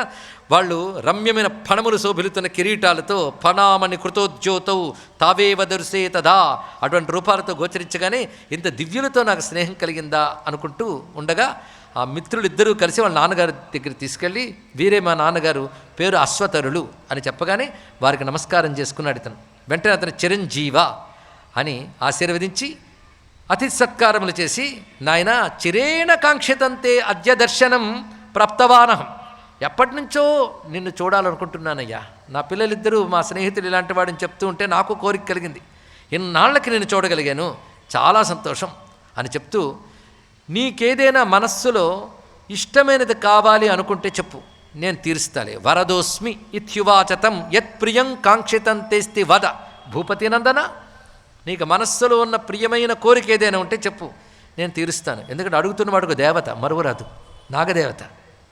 అంటే వెంటనే నమస్కారం చేసి, మహాత్ములైన మీరు వరమిస్తానడం చాలా గొప్పది, ఇటువంటి వారు వరమిస్తానంటే వద్దనకూడదు. అలాగని నాకు కావాలని ఏమీ లేదు సుమా. ఎందుకంటే మీ వంటి పెద్దల దీవెన వల్ల, మా నాన్నగారి యొక్క అనుగ్రహం వల్ల, పితుర్మే భవనే న్యూనమస్తి పదార్థానాం దివ్యానాన్న కదాచన, తక్కువనేది లేదు మా నాన్నగారి ఇంట్లో, అన్నీ నాకున్నాయి. అయితే నీ వంటి వాడు అడిగాడు గనక నేను ఒక కోరిక కోరుతున్నాను. ధర్మే మతిర్భవతు మే ప్రసన్నో యద్భవాన్విత, నా బుద్ధి ఎప్పుడూ ధర్మమునందుండుగాక.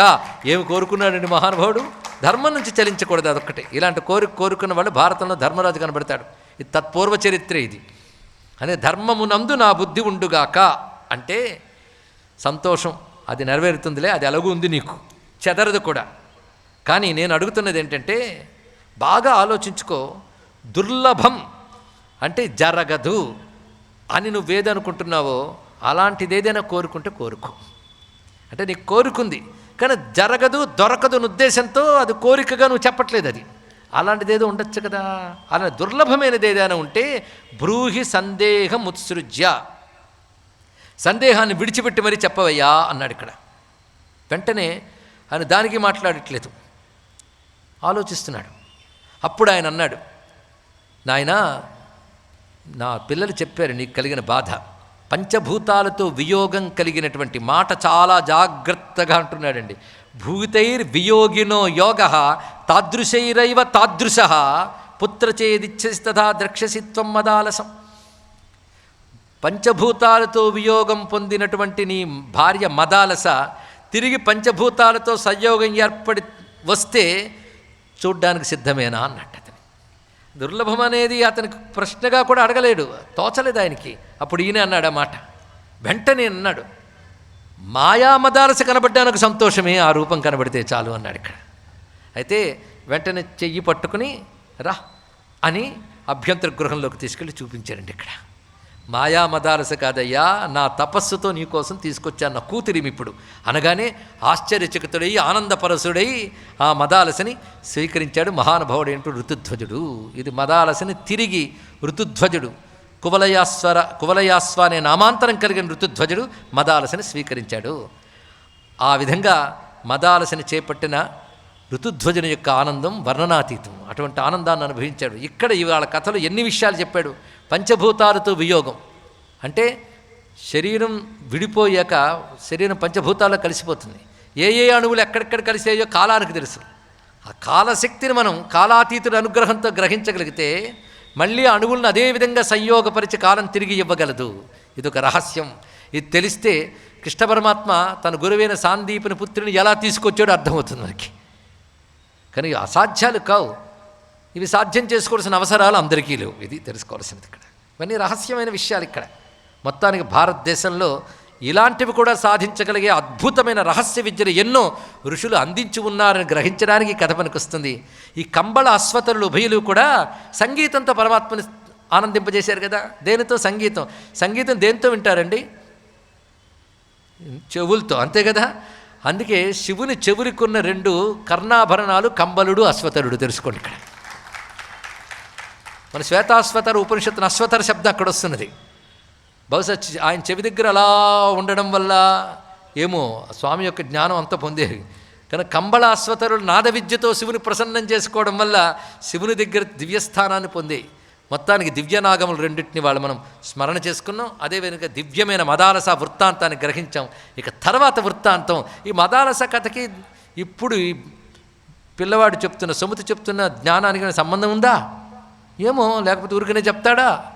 ఆ సంబంధం ఏమిటి, మదాలస తర్వాత వృత్తాంతం ఏమిటి అనేది రేపు తెలుసుకుందాం. సర్వం శ్రీ దత్త చరణారవిందార్పణమస్తు. స్వస్తి. స్వస్తి ప్రజాభ్య పరిపాలయంతాం న్యాయేన మార్గేణ మహిం మహిషాః. గోబ్రాహ్మణేభ్యः శుభమస్తు నిత్యం. లోకాः సమస్తాः సుఖినో భవంతు. శ్రీదత్త శరణం మమ. శ్రీదత్త శరణం మమ. శ్రీదత్త శరణం మమ. నమః పార్వతీపతయే. హర హర మహాదేవ.